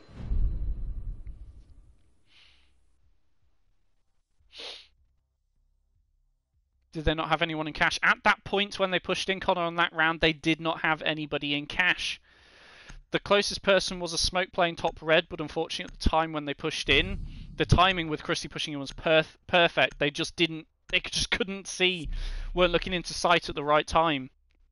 So incredibly well played there, and that round was just aggression from the side of Vortex Academy, proving they are a very good gunning team. ADN showing up big, managing to get in nice and early. Look at those assists the man has. Every kill so far that Unflickable has got, ADN has helped with. And whether that is necessarily right, but either way, the man is popping off. 5 kills to himself, which maybe isn't that impressive, but 8 assists. Man is going big with the damage today, even if he's not securing those kills. The rest of his team is doing so, and although it looked very much in favour of Vortex Gaming right at the start of this one, Vortex Academy are starting to bring this one back, and I can see in chat, I've just seen it, Lydia, you're not looking very happy about this one. You're not sounding very happy about this one. I think saying the word shooketh is probably the correct terminology I should be using here. You're certainly sweating a little behind the ears, it has to be said. Connor's almost home as well, so hopefully he'll be joining us shortly, as in Connor Wilson. Watching the stream properly. Chanka, yep, perfect for me. I agree. Perfect for me as well if I'm going to be biased all of a sudden. Although I really shouldn't be when I'm casting, so I will try and refrain from doing so. But let's see how the Academy team can execute onto this one. Can they do the same as we saw previously? Can they get a cheeky entry into cash like we saw last time? Or will the Vortex Gaming not leave them such an opening as they did last time, so they're not quite able to, of course, exploit that? Krusty already in the bottom of secret though, as we do see members playing above, trying to get the wall open. Sledge has whacked open that wall though. Inspector Batty getting an early pick onto Maz all the way from his incredibly long angle. Looking onto the window here, he's opened it several rounds before, but Maz mustn't have been aware because he got taken out far too easily from this angle. A clean headshot taking him out of the game. ADN does take quite a bit of damage there, but Ashing has been left on even less at about 5 to 10 hit points. Krusty also nets himself a kill, going big, gets the head of Game On, who was playing in the top rafters in Garage. And once again, it's looking very much in favour of Vortex Academy. 5 members still left on the board as they now try and start executing onto site. A nade going through, maybe expecting a player to be sat underneath that window, but Fizzle this time was not playing in his usual spot. Instead, he's fallen back into cash, making sure there is a body in cash, but unfortunately, as the push is going to be coming through into the CC room, holding cash isn't as important this time. And here we see ADN now just vaulting straight in. Prefire through the soft wall, collects the head of Fizzle. Oh my goodness, what a shot right there from the likes of ADN. He's now got cash room control. AI Lewis pushes in and starts getting the plant down close on the wall. Sixpack does get a kill back in favour of his team, claiming Christopher. Inspector Batty, bottom garage, refrags that straight back in favour of the Academy team. Ushing left on very low health does mean that ADN very easily picks that kill as he tries to rotate back through construction. And we finally see match point being reached, but not by the team we were maybe expecting. Vortex Academy showing up big on their attacking half, getting, I believe, 4 if not 5 rounds in a row now. I believe it's, yeah, 4 rounds in a row now on the attacking side to get themselves into this match point before the main Vortex roster did so. Hopefully the main Vortex roster can, of course, find something right here, right now, because it all comes down to this one round. Will the Vortex Academy team win this right here? Will they walk away from this best of 2, 3 points on the board, the full 3, and putting their stamp, their mark on the Vortex name, saying, we may be the Academy team by title, but we are the better team when it comes to playing a best of 2 today? But of course, the main Vortex team has a lot to answer for right now. Let's hope, for their sake, that they can pull this one back, put it into overtime, so we get to see at least 2 more rounds, if not 3, on top of the one that we're about to see right here. But this is a very crucial round for the main Vortex team, deciding to go for the gym master bedroom site for their next hold, bringing that mirror out. Ashink is deadly with the Vector, so this may prove a crucial pick for them. We'll just have to see how this one plays out. Getting a reinforcement on the garage, on the gym wall, is maybe a little unexpected, but of course it does give a bit of hard cover for a member of his team to play around, whether they're playing in gym or whether they're playing in the master bedroom. But of course does also provide a bit of hard cover for the Vortex Academy to plant on if they are able to get control into the gym. To be fair, I don't know how this has turned into an attacking sided map. Neither do I. But it has. Maybe Vortex Academy team will be the main team after this. Maybe they will, Connor. Maybe they will. Certainly going to be interesting to see. Already ADN has opened up their CC wall and is applying pressure on into Cash. Doesn't quite manage to land a head on anybody. But then there we go. Gets the flick onto Maz, securing the opening pick once again for his team. Showing up big on this one. They've left the wall slightly soft, so Ash breaching charge does get this open. And now the castle of Sixpack is feeling very pressured. Sat here right now in the cash room close on the wall. Not enough reinforcements, but Fizzle is there to help out, managing to collect the head of ADN, watching all the way through those head holes from the construction position. Fizzle, of course, helping out the likes of Sixpack no end, but a push onto the balcony could, of course, prove critical and get him out of this position. How close some of these players are together. Pre-fire from Inspector Batty, of course, nearly managing to land on Fizzle. Does Inspector Batty hear that window being prepped by the mirror? I don't think he does. There's an Alpha what to do. The window now gets broken as Krusty manages to collect Fizzle. Krusty, though, does take a lot of damage in the process, and a refrag coming straight back. This one by Sixpack. And it's still 3 members apiece. This is proving nail-biting stuff, ladies and gentlemen. The scores are slightly bugged at the top. It should be a 3v3, not a 3v4, as you can quite clearly see. Vortex Gaming needs to show it big, but Academy get ahead once again. Inspector Batty collecting the life of Urshink, and a run out from Sixpack means that Krusty collects a kill with his Claymore. Game On is now left in a very tense situation.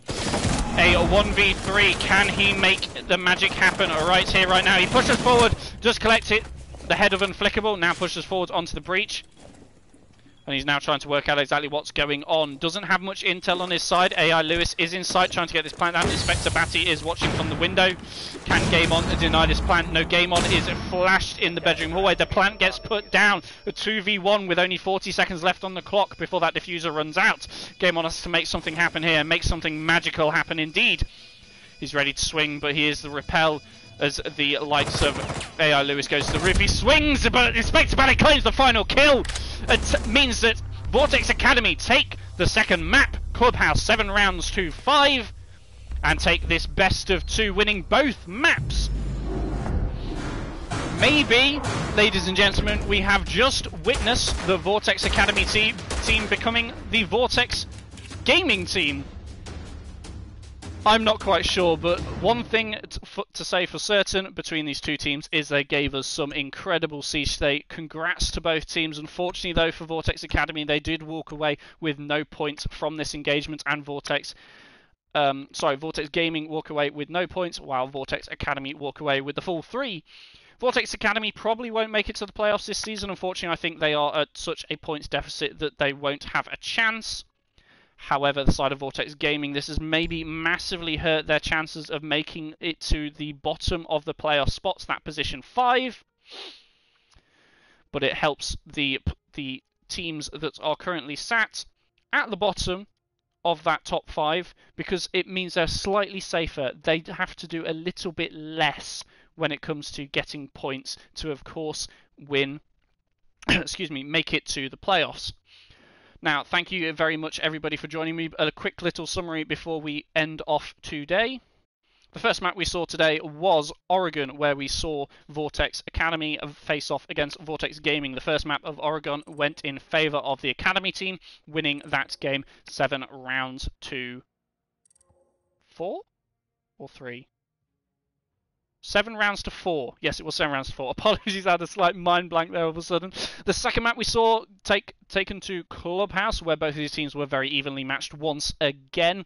Vortex Gaming may have got the advantage early on, but got themselves to the 5 winning rounds. However, they then just stalled out, and the Academy team came back stronger than ever on the offensive, winning, I believe, 5 rounds in a row on the offensive to take that second map 7 rounds to 5, securing themselves the 3 points from this best of 2 and maybe solidifying themselves now as the main Vortex team. However this turned out, the Vortex teams are going to walk away from this and of course decide what they're going to be doing in the future with their lineups is yet to be seen. But very well done to everybody who played today. Thank you for giving me such great Siege to commentate over, and of course for you guys to watch. I hope all of you that tuned in today have enjoyed it. Thank you very much to everybody who also dropped a sub. That's you, Zombie Slayer, and you, Connor Wilson, who have dropped me 2 very nice subs today or yesterday. And thank you everybody who has followed so far as well. Thank you very much, Unflickable. Just about managed to sneak it in there while I'm still alive. Thank you very much for the follow, my dude, and well played in the game. For anybody that hasn't, drop me a follow if, of course, you would consider doing so. If you've liked what you've seen today, it would be greatly appreciated. Thank you, Randon R6, as if on cue. Thank you very much, my dude. Greatly appreciate it. And thank you, everybody, for tuning in today. Now, one final thing before we head off. If, of course, you do want to catch some more of my casting, you, of course, can catch it on this channel when I'm live. However, if you want to get that casting itch scratched by yours truly, then I do have a YouTube that you can go and subscribe to. If you type in the command ! YouTube into the Twitch chat, it will give you a link to my YouTube. If you go over there and drop a subscription, every game that I've casted so far from this league and some of the other leagues, you can go back and re-watch. Both if you want to see how other teams have performed, but also if you want to go and listen to my lovely voice, as I know everybody does. Anyway, all your support is always greatly appreciated. Thank you everybody for joining me on this stream today. Hope you all have a lovely end to your Tuesday and you have a great Wednesday tomorrow. Looking forward to catching all of you guys on one of my future streams. I can't remember when my next one is, but I will let you all know as soon as I can. Final thing from me though, thank you all for watching. This was Vortex Academy versus Vortex Gaming for the ERSL. I've been Elemental. Thank you for tuning in, and I will catch you all next time. Peace out.